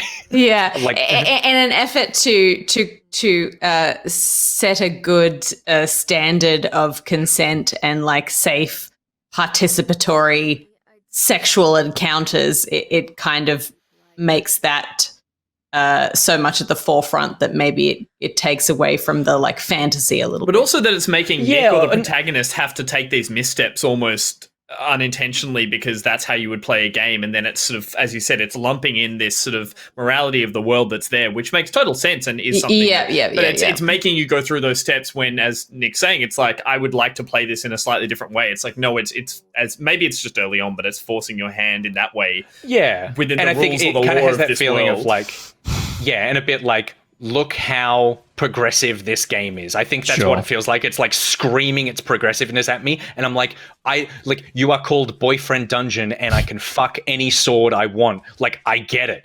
Like, that's all I needed from this. The progressiveness comes you're getting text, want to meet up sometime off the page. while you're holding a sword. The only person who texts me who doesn't want to have sex with me is Mum, but I'm only halfway through this game, and there's a good chance that will change. Like, so, But that being said, it's fun. It's on Game Pass, this is the kind of weird story stuff that I love. Can I ask one last, or at least from me, one last question? In the sense that I haven't played a heap of dating games, IRL or in video games, but the point is, I was like, obviously the point of them is often to, like, as you said, pick someone that you have a feelings towards and focus the game on them. Whereas here, because the people are also weapons or items that you want to use within the game, is there some way that it handles the idea that, as you said, you're moving through, like, upgrading your weapons or your swords or meeting new people throughout the game and moving beyond them outside of, like, sticking with one weapon or person or, like, establishing a relationship with them? Is the game deal with that? No, it's super open to the idea of, like, poly relationship. Okay, like, it's like well, it has to be for the sake that no one, or at the moment at least, no one is angry that I'm going on dates with other people and sleeping with other people. Yeah, like, right. And it would be weird if it was, because A, that doesn't feel like at all the tone that the game is trying to go with, but B, it's like, so you would just railroad me down this weapon, and I can't. That's what I was getting at. It's like when you put the personalities next to items that play differently in a game, then you're obviously going to rotate through them or want to try different things out. So I'm curious if they're using that to their advantage to make it an interesting story with, like, conflict of different weapons / people. No, the only conflict in the game is with the blacksmith, who's a fucking asshole and like a bit of a creep, and there is the thing of, like, you keep telling him to stop texting you, and he keeps texting you and stuff, and so I'm sure there's going to be some reckoning there where it's like, hopefully I can just, like, kill him with my boyfriend, just hack him to death with the man that I choose. So that is Boyfriend Dungeon. All right, Will Yates, have you been playing video games? I have. I found time to do it. I did the thing, and both of them I finished. I'm going to be talking about two games. One of them, my goodness, I've talked about before, but I've now finished that game, which is Operation Tango, which I think, from memory, I barely explained what it was, so I'm going to try and do that this time. It's basically a hacking game. There is 2 players, similar to It Takes Two. You don't want to play this with, like, a random. It's constant conversation between the two. This is kind of the hacker's view, so it's all UI based, and you've got to kind of explore what you're looking at from that and relay that to the agent, which is generally in kind of a first-person view in a 3D world. And it's quite... Dressed like you now. Yeah, basically. I'm ready to take down a secret agency.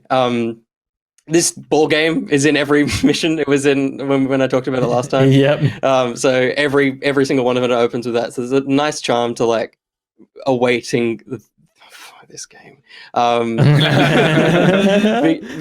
so it's constantly this kind of thing of both players are involved in all the puzzles in a really fun way, and it's it never stopped.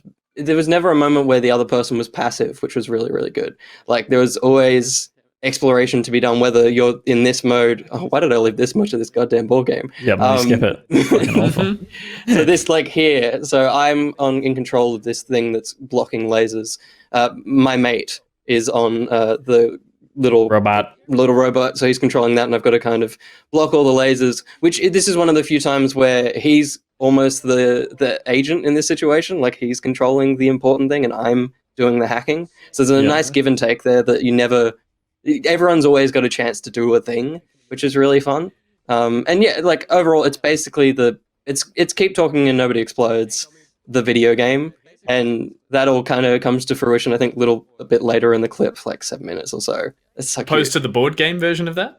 Yeah, well, and so here there's literally a train's about to explode, and there's modules, and there's literally, I think, a wire puzzle where it's like, what color wire do you have, Will? Okay, let me have a look at this. And I think also in this, and one of the previous ones, Josh also had like a bomb that he was diffusing, and I was saying information that I had to relay to him, and so it was a constant, just a really cool experience of a video game. And in a year when like It Takes Two exists as well, where it's like you're so involved with the other person playing a game, it was a really cool experience. It's so rare for a game to not show the other person everything as well. It's like, you know, it's something that a trick in the book that should probably be used more in this sense, that it like, yeah, it just makes everything you're actually saying. Like, I've played like Sea of Thieves with you guys and stuff. It's like, yeah, I can still kind of I can look around and see the same stuff. We could yell at each other to do things, but like, if you can't see what I'm saying, then like, it gives a reason for communication to be really clear.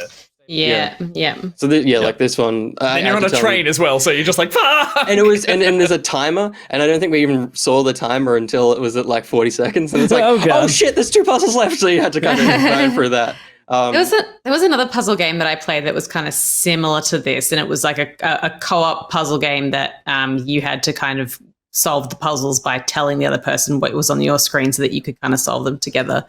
Let me see if I can. I remember you talked about it on the show. But it was. Were you on a train Yeah, blasting into a city, Stephanie? We were here together. Alone. We were alone together. We were here together was the one that I played. Yeah, okay. I think it might have been a sequel, but So if you that kind of game where you're cooperatively solving puzzles, but are often in different places, looking at different things. That's a good genre. Yeah, it's cool. Really cool. And although with Discord, so you can share your screen, which we did a couple of times. True. We were just bad at describing things. You know, fuck it. This is what I'm looking at. The worst is there's a bunch of keys, and you had a specific key had a specific shape. But for me, I was just seeing a wall of keys, and it wasn't until I was like, Josh, is there something that says something about keys? Yeah, and he's right. like, oh yeah, it totally is. And so there was a lot of moments where one of the people just didn't analyze the environment enough, and so that can get a little bit annoying. But it was still just a cool thing.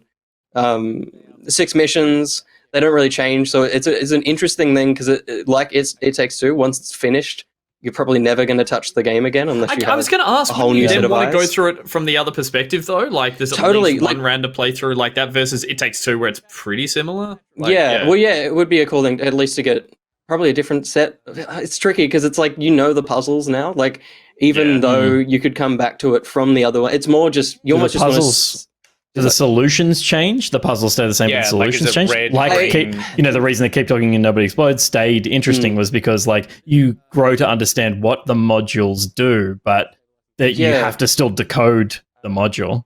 Well, like, there's a few fail points. I think maybe not in this one, one of the previous ones. And I guess, they mix it up a little bit, but there's also a lot of...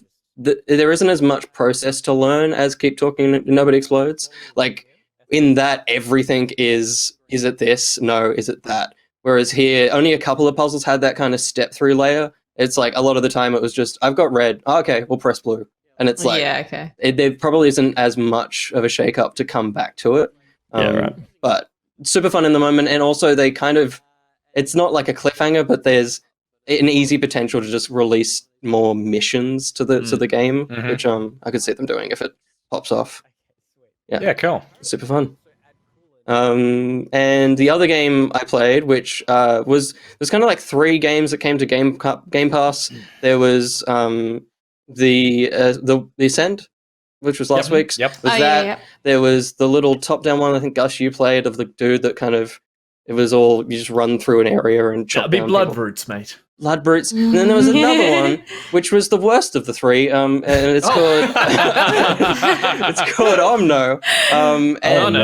And after playing through the entire thing, which is like 3.5 hours, the entire chat was filled with that one joke, which is Omno. Oh no! No. It's totally fine, but it is the bare bones of what this kind of game can be, and a lot of it feels like The Pathless, which came out last year. A lot of that kind of, you go to there's different hubs, and each hub has maybe 6 or so puzzles, and and each puzzle gives you an orb, and so you can kind of pick and choose which puzzles you want to get to the next thing.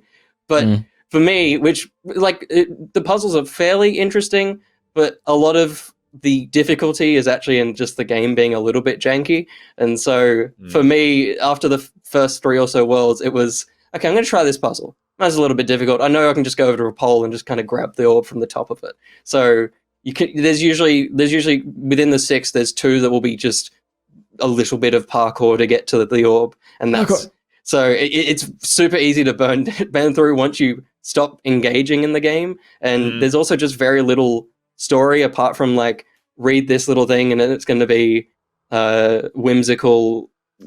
My clan is leaving this place to seek refuge in another area, and it's kind just of like that aimless, wandering, sort of pointless fantasy. Which I don't want to discredit the work of the developers. Like, it's a beautiful looking game, and there's clearly thought and effort. But ever since like Journey gets it right so well out of the gate, it's like, oh, that's so good. And then games that just have mythic ruins that say a lost kingdom was once here. You lone traveler, you're like, okay, Yeah. just kind of like the story department was like, there could be anything. It's fun. So Yeah, but also it's like, you better fucking have the gameplay to back this up. yes.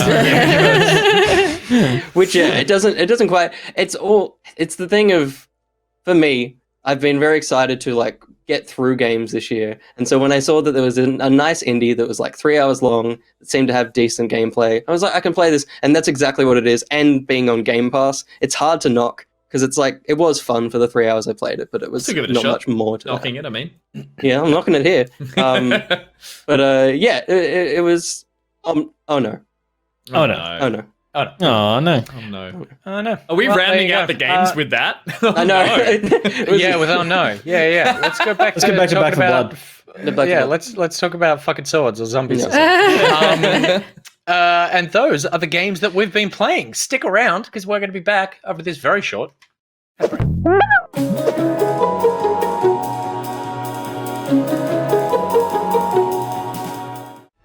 And that's how you eat barbecue shapes.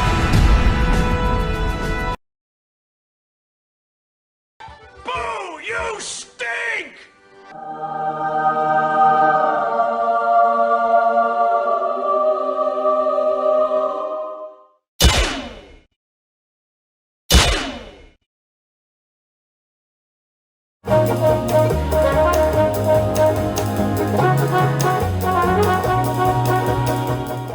Is your thumb chafed? Calloused? Does it hurt when you headshot the wizard from the moon?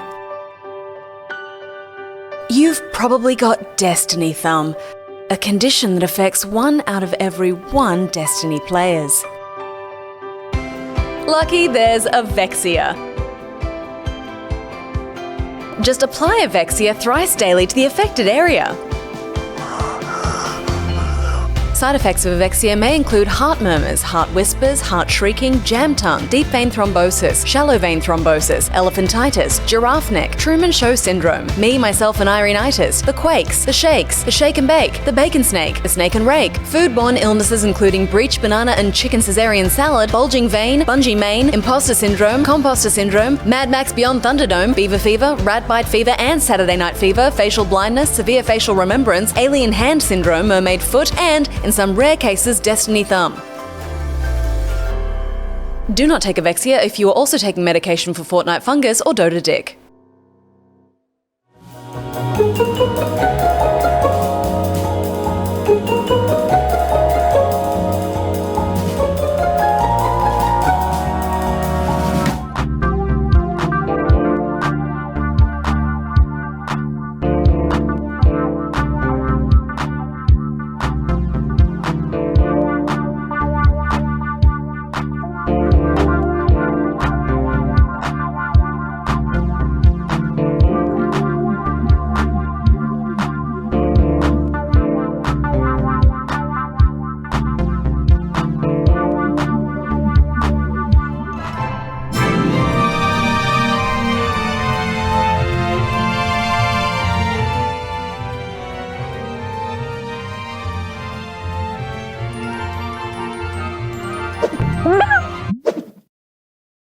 Get stuffed. It's so That's funny. ridiculous.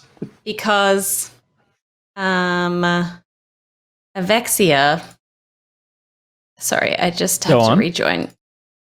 Discord because I had disconnected. But Avexia, we talk about the cream and it having a symptom of Truman Show syndrome. Yeah. He's never seen Truman Show. I see. Amazing. Has he seen Me, Myself, and Irene? No. These are both Alright, the so symptoms he's that can never be seen cured any by of the- watching Any of the Jim references Carrey in there. classics. Yeah, exactly. Steph, there's a code in live chat for you. Oh, great. Thank you so much. Thank you very much to DolphinPants, not so much DolphinPants, but also, but definitely JBxrm for the words from our sponsors, of course, Avexia for your continued patronage. Barbecue shapes are clearly superior to pizza shapes. Pizza shapes aren't a taste. Pizza shapes are just like, we've taken a cracker and we've stuck with super glue smaller crumbled bits of cracker to that cracker, whereas barbecue actually takes you on an adventure. It takes you on a ride. So I think that if we could get a poll in chat, I don't know, actually, do I want a poll in chat? I don't think you want to poll chat, dude. I think you want to just let it slide. No, you know what? I want to die this hill. Fucking put a poll in chat. And while that poll is running out, let's move on to our next segment. A little something we call Back in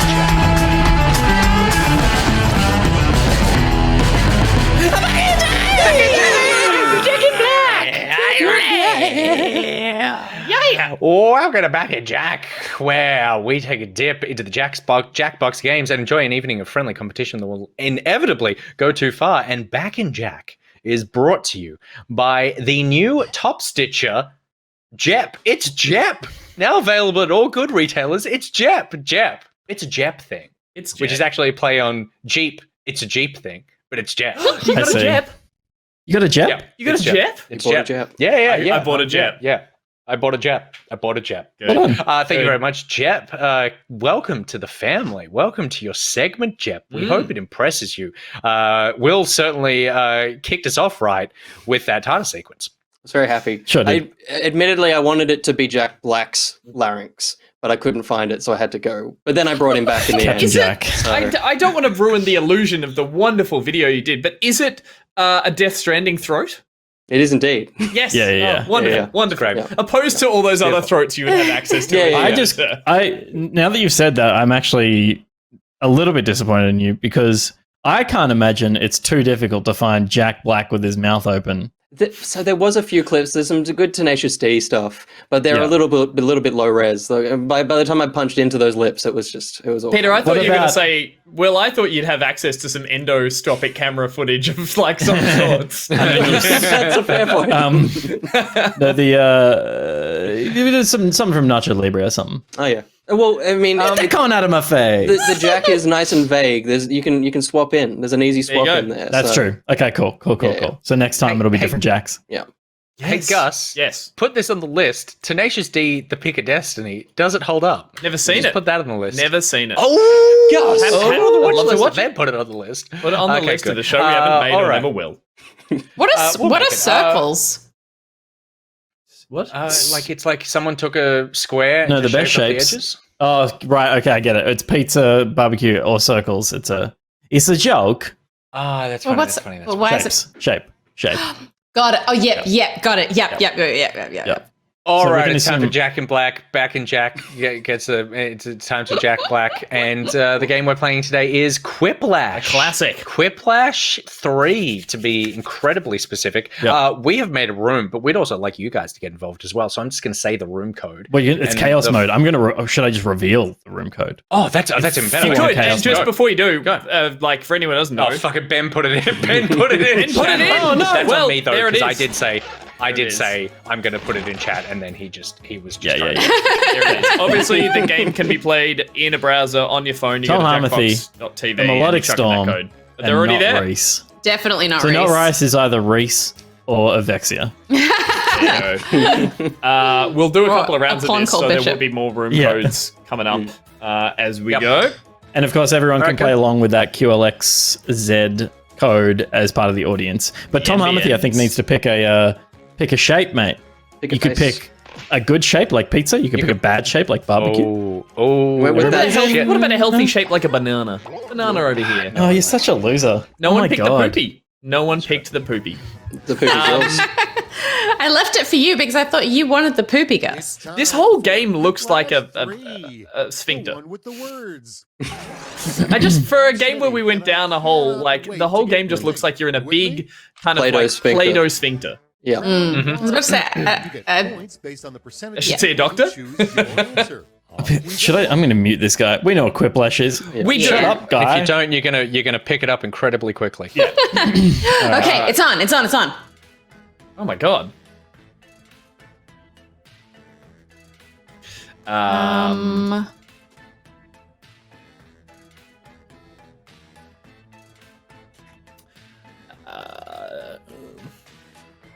Fuck, this one's hard. I hate this.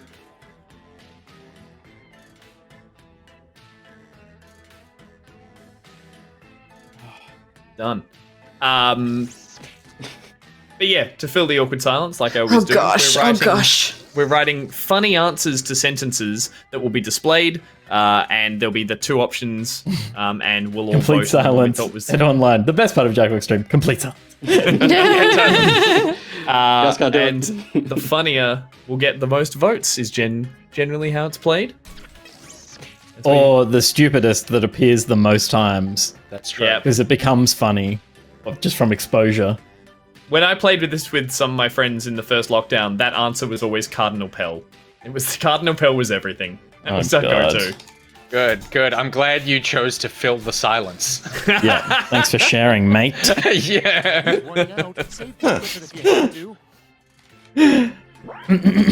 Come on, Will. Both my everyone knows about your answers answers. were terrible. Yeah, I don't. I don't feel confident about what I've done.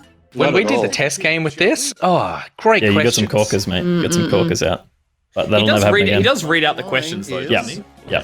Here we A go. bumper sticker a goose would put on its car. Hey. What? Oh. A goose.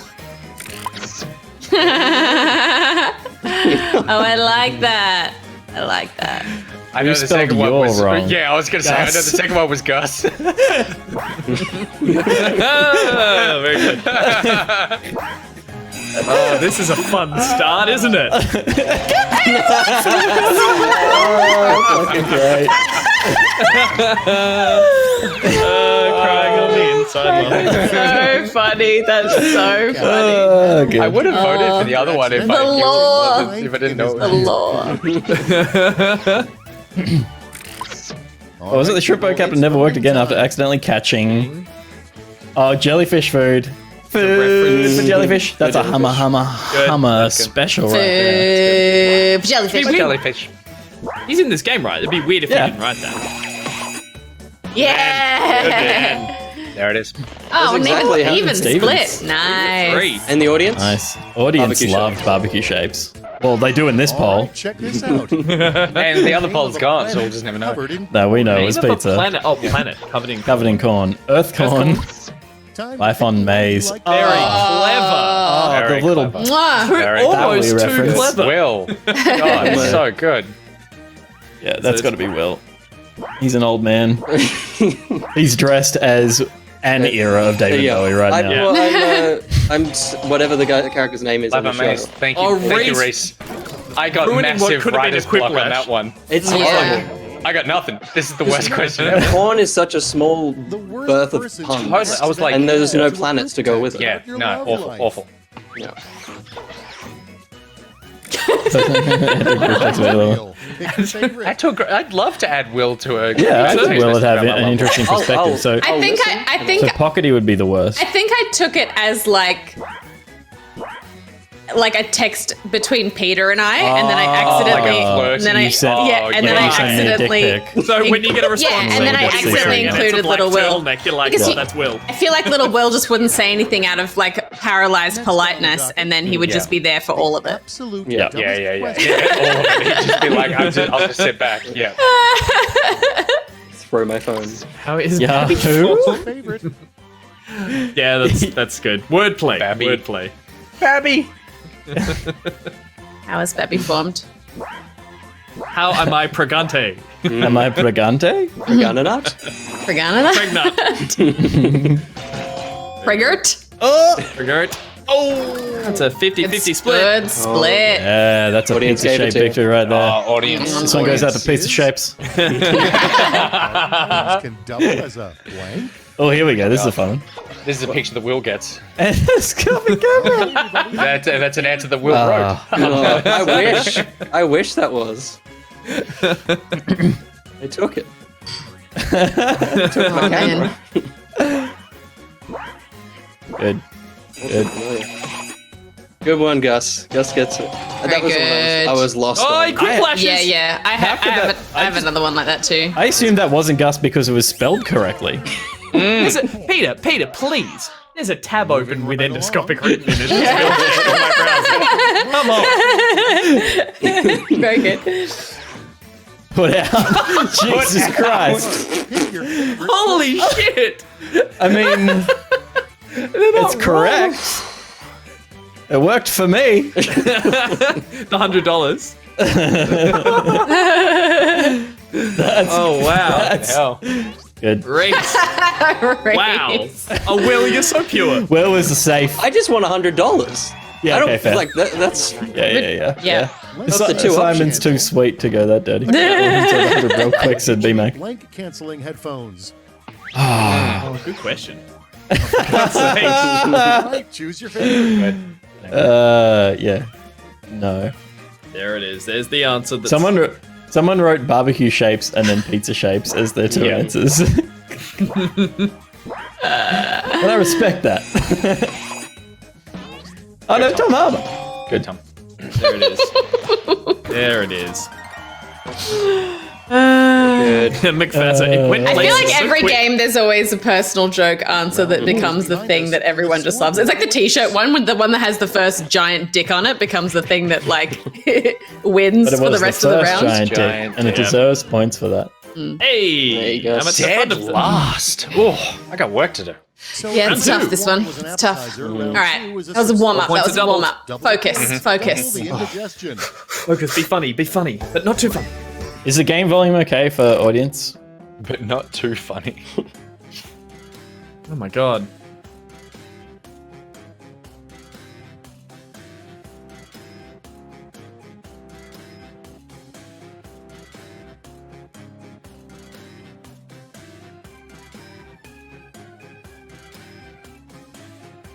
I don't know what I'm doing here. This one's Yeah. picking on living human beings that are playing the game with us. Oh man. I'm confused about how to answer this. Yeah, Steph, I think we've got the same one.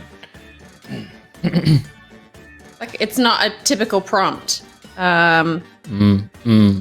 Tricky one.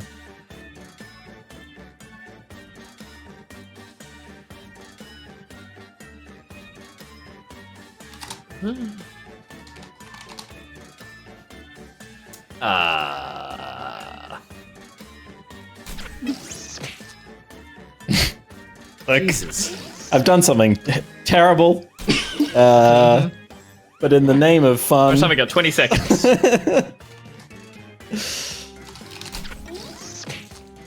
Time's almost up. Oh my 15 god. seconds. Hurry! There's 189 in the audience. Those are some valuable votes to win.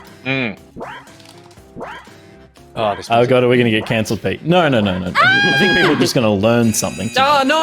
I safety quipped. I'm so sorry. I should have safety quipped. I just typed something just there's a not safety quip? That's right, I forgot about Does the that- safety. Yeah. Some action. write something for you. That would have been better than Earthborn. I thought this was going to be a better round for me, but it was not better. It was not Disney better. player for Halloween. Steph, did we have the call me Oh. question? Yes. Yeah, that was rough. Okay. Oh, wow. Oh man. Oh my god. That's funny. That's funny. Oop, split. Audience. The split. 50. Yeah, audience. Yeah. I mean, Tom Harmothy obviously knew a bit more about Tom Harmothy than I did. As your mortal enemy. I'm more than a tub of brown liquid guy. No, you're not. Not to me. You'll always be my tub of brown liquid guy. Favorite.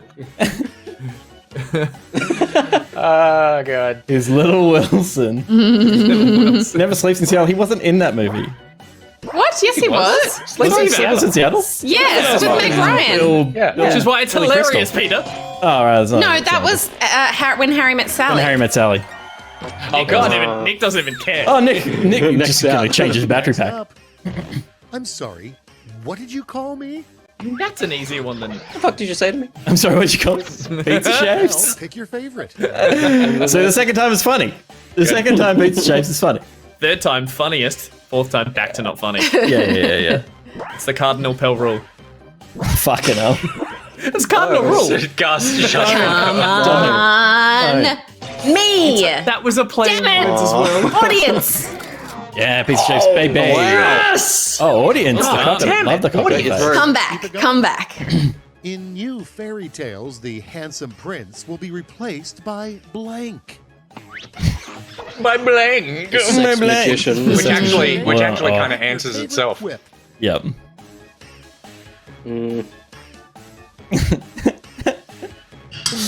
Two great options, honestly.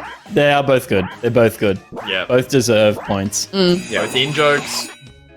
Perfect split, Will- please, audience. Will? Will picked his own Will. Oh, he's playing Will. the game. I played some Confidence right there. nice. That's the confidence of a man in a turtleneck. I wouldn't have done it. I wouldn't have done it otherwise. Uses footage from car's rear camera. Ooh.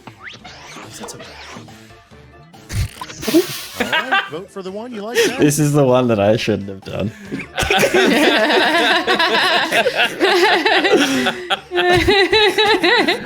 I love Oh, good. Very good. People will know, but don't find out if you don't know. it. No, Pete, I did one of these. The booty's Fucking good. hell, Pete. Don't look it up, Lepscallion. No one, no That's one. a thing? Wow. Next up. The worst thing to I looked it up. Oh, did you? Yeah. That's a classic, mate. That's like some early noughties. Okay, choose So, your favorite. whoever got this with me, I had nothing. It's like, Yeah. it was really, Should have just written synergy. yeah. You know it's going to be a room full of dickheads when synergy's written on the board. Thank you, Rhys. Yeah. I originally wrote a bunch of answers that were like a school blackboard about school, and I was like, oh no, they said a meeting room. Oh, fuck. Devastating to have a caricature artist draw you blank. Naked. You're so Clever. The fun part. Pick your favorite quip. Emergency. Using invisible ink is the emergency one, you reckon? Yeah, that seems like maybe a. Oh, fake taxi. You can see the browser close. Jesus. Oh Peter. no, I get the go. I get the gag. Sorry.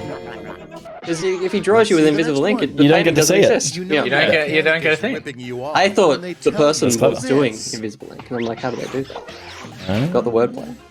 Oh no! I didn't get the safety quip in. Better than this. Sorry, I'm sorry. 3 points to William. I'll take Oh it. my 'Cause goodness. That was my Well, least that- confident. You deserve it. You deserve it. Two into words, but let's see how it translates to the scoreboard. I tried to was like, there's something in your engine, and then I couldn't think of what the something was, and then Poopy.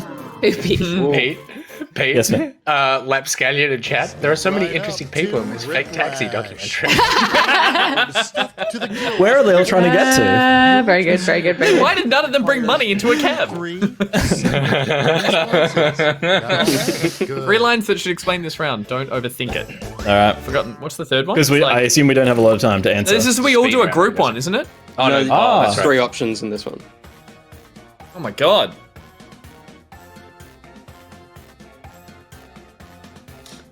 Um.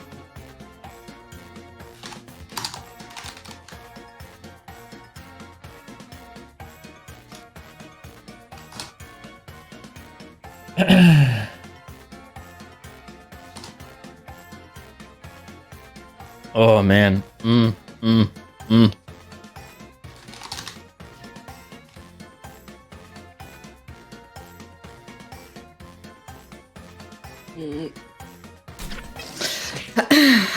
God. I actually don't know how this round works. Do we see? I assume we see the whole thing at once. Yeah, so it does exactly what it's been doing. It'll go question and then your 3 answers compared to another set of 3 answers. Barbecue shapes suck, says Mac and Data.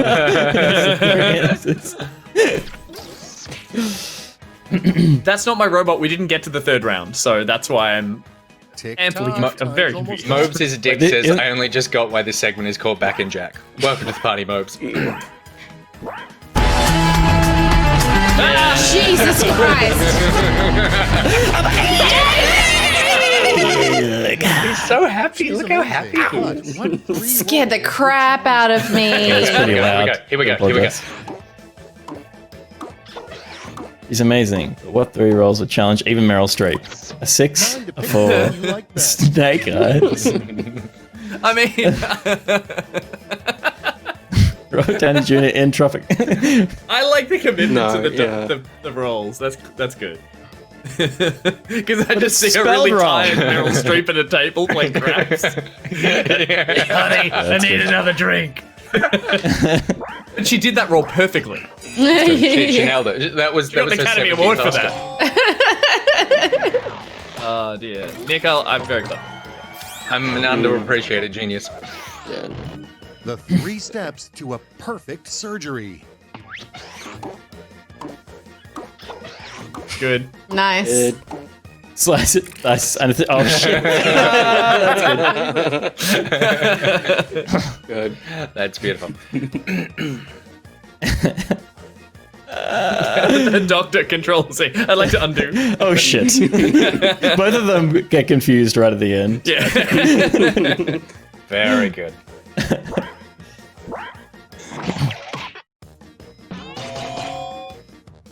Audience. Well played, Peter. Well played. God. Nice. Close.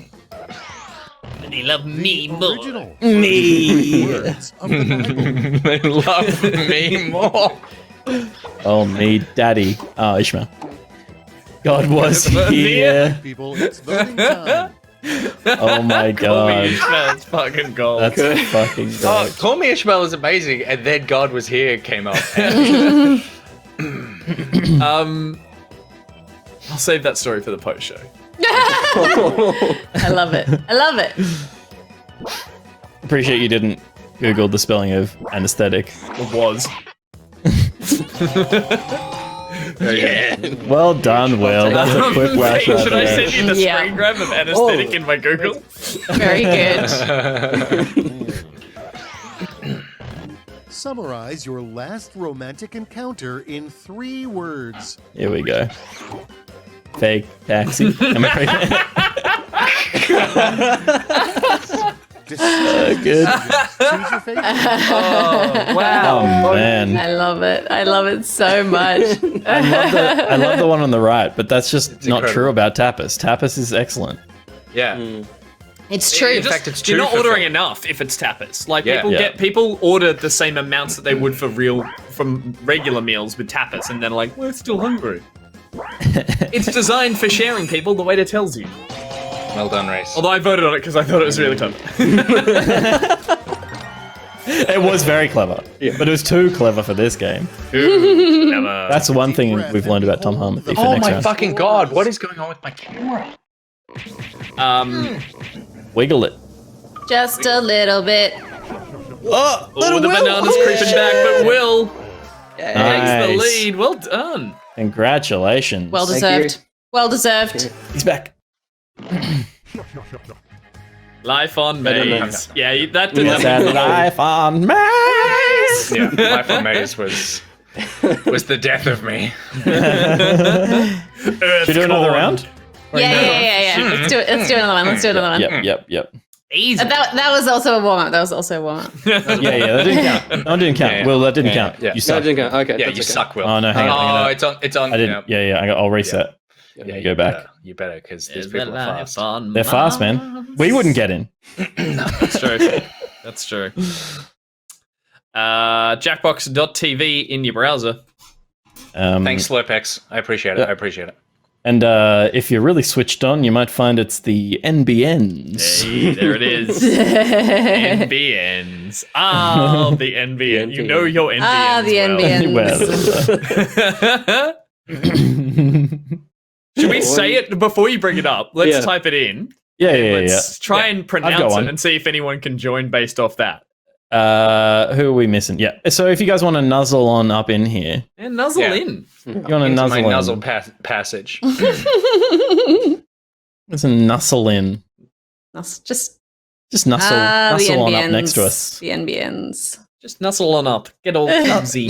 Nuzzle on in. Oh, it's full! Holy amazing. Smelly butt. Jack and Dagda and Jammo. Well done. They got the nuzzles. You deciphered our code, you very switched on audience members. Oh, so sneaky. That's Scallion. Oh my god, the taxi in. is a trap. Oh god. Reference me. The taxi is a trap. Christ.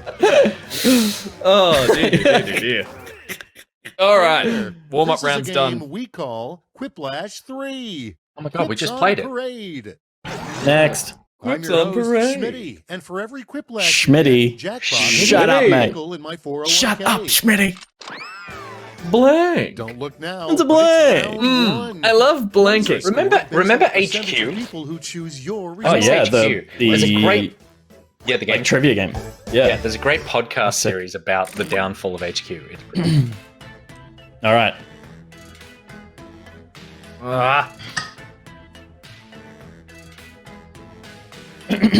Here we go. Round 2 or game 2.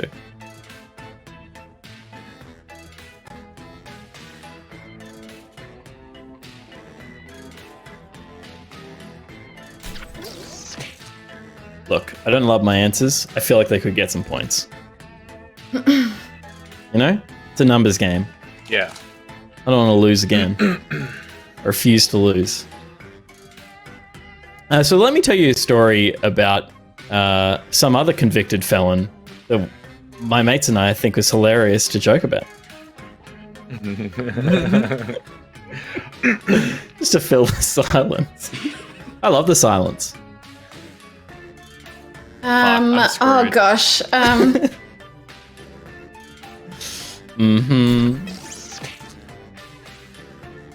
Something Bill Cosby. Fuck, imagine getting out a technicality like that. What a piece of shit. Some network's gonna give him a show as well. Don't be afraid to use a safety quip. 11 seconds, guys. 10 seconds. Can we do a Harold Holt swimming pool joke? None of my answers have been clever. Someone write Harold Holt. Steph, I'm with you. My only clever one was the Meryl Streep one, and that one bit me hard in the ass. Yeah, I'm not happy about this round either. It's too clever. Yeah. No, you were just asking people to forgive you for misreading roles. I knew I was. No, I know you know, but you're asking people to forgive you for that, and I refuse to.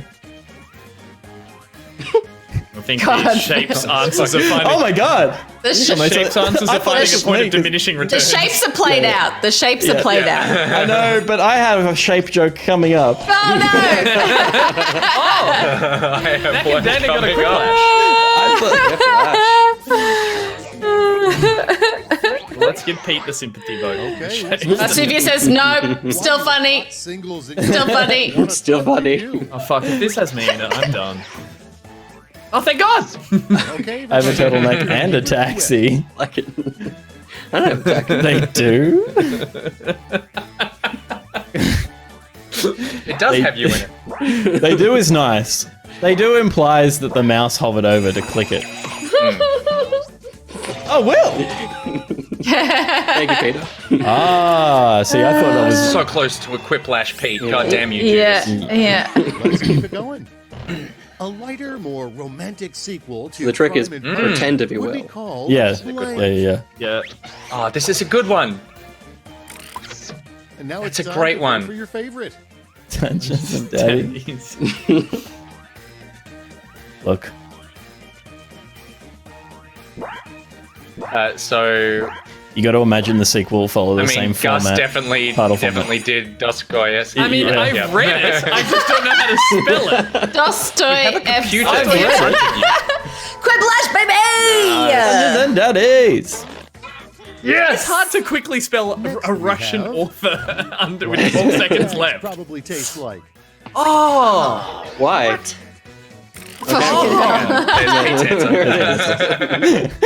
I only learned like 2 years ago what a skin tag was, and I was very confronted. It don't taste that bad. Barbecue shakes, I mean. Gosh.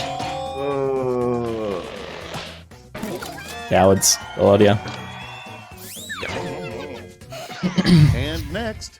Popcorn chicken's great. It's the best. It is good. I Isn't eat it? it so much. All right. Pizza shape. My God. Pizza shape. Okay, it's over now. Need to make that veto. Veto that. Can we all Good because not it's the one vote? that at least tried to make it sound like Can a we perfume. all not vote? Yeah.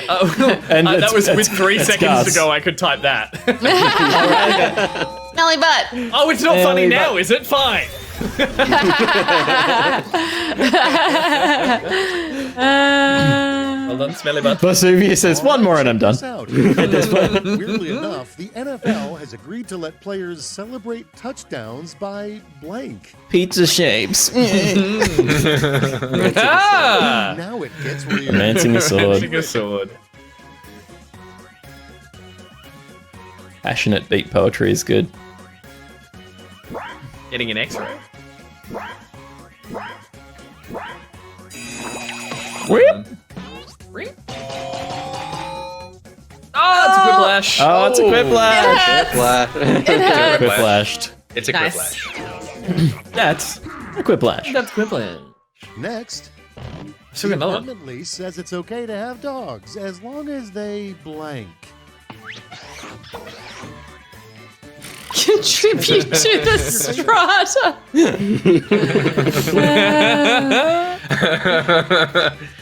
Yeah, it's good. Pete's going for the easy votes with this I one. want the audience vote. Oh, Give me that Scotty vote. he's gaming the system. Yeah. And all the members of the audience. vote. Oh, Fucking suck it, Nick boy. Fucking sheep. You are sheep. Video game That's so funny. simulator. That's so funny. Oh my god, pizza shape A simulator. sheep that got herded by Scotty. Time to pick the one you like best. Good. That's nice. That's I mean, nice. is there anything at this point in time in the simulator genre that would be weird? You can I probably don't do think so. endoscopy in Yeah. something. Like, Yeah, and like the doctor one, the surgeon simulator. I'm sure. It's true. I want to make endoscopies happen. No, you want them to happen culturally. You make them happen. Remember, It's my fault. let's move on to the You'd like others to suffer. Yeah. Why don't you give it a go? just once. Don't knock until you try. Oh, Oh yeah. wow. 450. I am so at the bottom. That's amazing. Another The Pooh endoscopy. King It's time reigns for round supreme. 2, where all points are doubled. All right. Doubled, I say. Here we go. Here we go. Here we go. Come back down. Here we go. Come back to This is a warm up.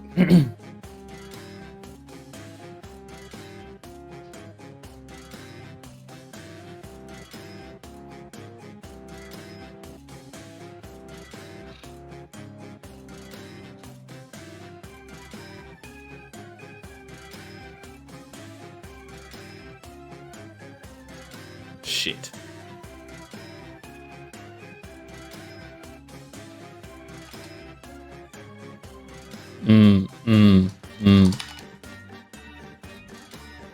You know when, because there's two options, two questions. It's like you want to skip this one so you can at least be good at your second one. Yeah, It's yeah, like, yeah. I know this Yeah. one sucks, but like,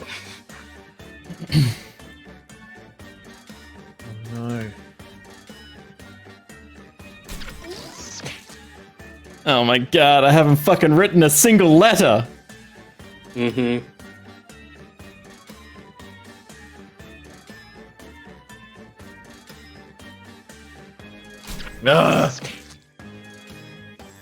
Happy with any of those. No. Want to go back to the first one then? Yeah. Damn. Time's running out. Damn. Bloody damn.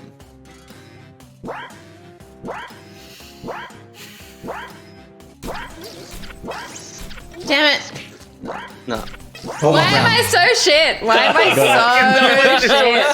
Why am I so shit? That was fucked. I used every second. I got to the second question with 4 seconds left. I started reading it with 4 seconds left. At least I got an idea down. Only reports on sexy crimes. Sexy crimes. Mm.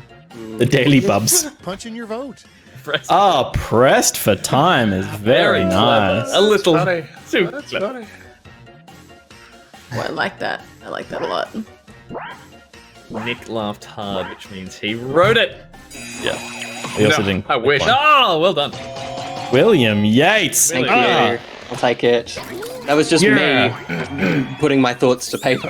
Well done. That was- Moving Well right done. along. You earned those points, baby. Bobs are to be looked at, says Maddie G. Wizard King says fake newsletter. Okay, choose your favorite.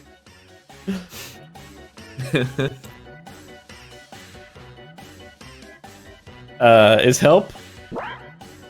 The like cry for help answer? Help was a or- cry for help because I couldn't think of it. Yeah, okay. Good. Jammer liked it though. There you go. It's a happy Next poop. one up. It is accurate. Poo. Realistically, make it the seven. third little pig should have made his house out of blank. Mmm. Blank. For Here's the boat. fun part. Pick your favorite quip. It's just a shameless Yeah. attempt to manipulate us into voting for that. Remember when this was funny? And it wasn't even one of us. I know. So Jammer. funny. Very Oh, good. man. Very good. I didn't vote for it because I thought it was Gus, and then upon reading it and seeing that it was spelled correctly, I was like, oh, it wasn't Gus. Sorry, JMO. I would have voted for it. I just thought it was Pete or Gus. All right, people, it's Oh, now voting which one, time. Pete or Nick wrote? That's how I'm going to play the game. yeah. We're against. This is a game. We're playing against each other. Yeah. Yeah. Yeah.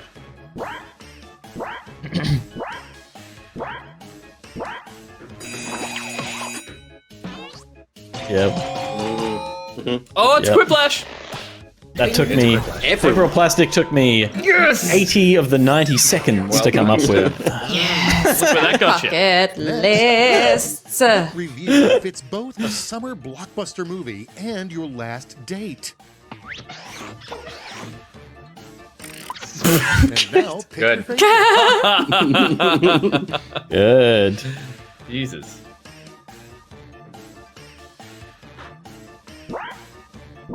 Look at someone's mind went to Close Encounters.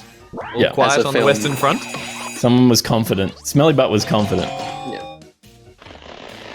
Thank you, Stephen Peter. That was a 4-second answer. You're welcome. I didn't even. It took I you started 80 writing- seconds for help? What's next? Yes. I started writing the answer there before I got to the end of this question. I was like, I don't even know what it is. It was You get good. to pick It the was good. Time emojis. to pick the That's one. Oh, cool. Wow. Dick, no. Dick, no. Don't call them. Oh, because Raj. Wait, what? Why? Oh, right. No, but don't. Right. Comma, no, I call thought them. it was. Yeah, it was yeah. Don't call them. It's As in, a, it's a comma thing. Send emoji. Yeah, yeah. Yeah, Well, I thought it was a reference. I Will's thought it was being a reference polite. to Raj. Yeah. but eggplant stop sign is It's very funny. fucking Great. gold. Yeah. Yeah, That's it's gold. good. It's mainly, good. I don't know my way around the Discover emojis, so it after was coming just, out of Yeah. Avexia. And now it's time to vote for your favorite. That's good. That's so funny. Both are so good. Both are so good. A hose up your ass. That's what you call a callback. Yeah. got through. Yeah. Pizza shakes. I mean, we were thinking it. Chore with a handyman for a haunted house. Okay, choose your favorite. Yeah. Yeah, good. Yeah, good. Very nice. Sad someone didn't try and add like a ghost pun, like just putting boo in a word to make it spooky. Oh! Yeah, it's a quiplash. That's a quiplash. Everybody does a quiplash.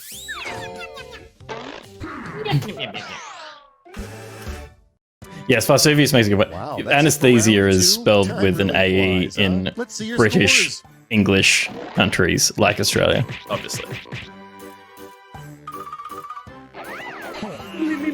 Damn it! God Unmovable. damn it! I thought I could have moved up a spot with those quipplashes. Flash. But no. Didn't you get quiplashed against? You'll each I got get no, I got two prompts. quipplashes. 3 Did you? separate I think so. responses. I don't think that's the case. Make me proud. Didn't I? No, I think you got quiplashed against. I think you got a quiplash in the first round. I thought you got one. I thought I got one too. Chat. Steph you got one. You got one in the first round. Oh, okay. Fair. Fair.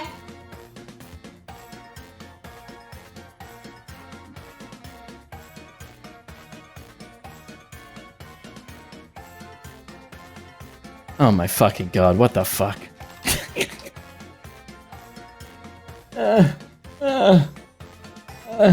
Oh, what?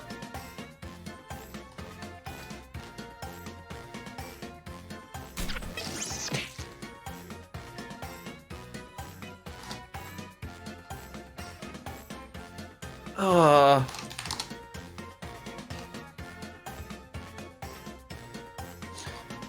I'm at the point where you write the words, put They're down all the time, there. and then you just kind of go. There's 30 seconds remaining. Oh, it's getting worse, Gus.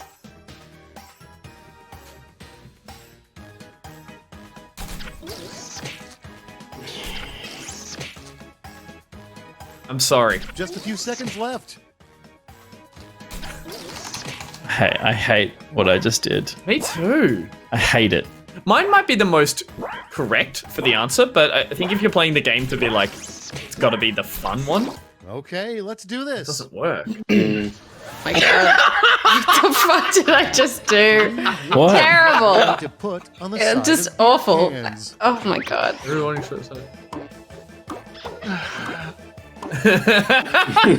on. Decisions. Choose your favorite. Very good.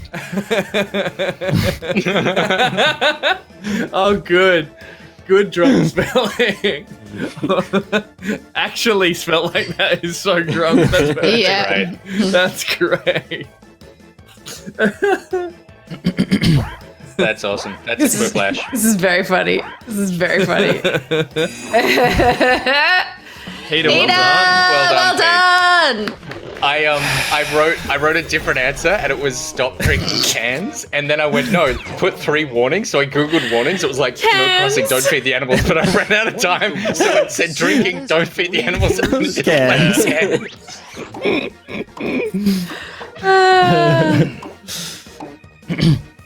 Oh my God. Whoa. The one you like. Wow. Holy mean, fucking shit. Not incorrect. God. That's so brutal. Oh, lovely. That's lovely. Who did that? That's internalized. Let something out. Yeah. This is therapy for someone. Yeah. That's so good. Sorry. Oh, Gus, Fuck no. us. Good work, Yeah. boy. Yeah. Well done. Well done. That was nice. God. Even the way it reveals Christmas, puppy. Yeah. I'm so sorry. fuck. 3 neutral things to write in a birthday card for a coworker you No, don't I'm know sorry. that well. Everyone said Gus killed it. The dog. Here's the fun part. Pick your favorite quip.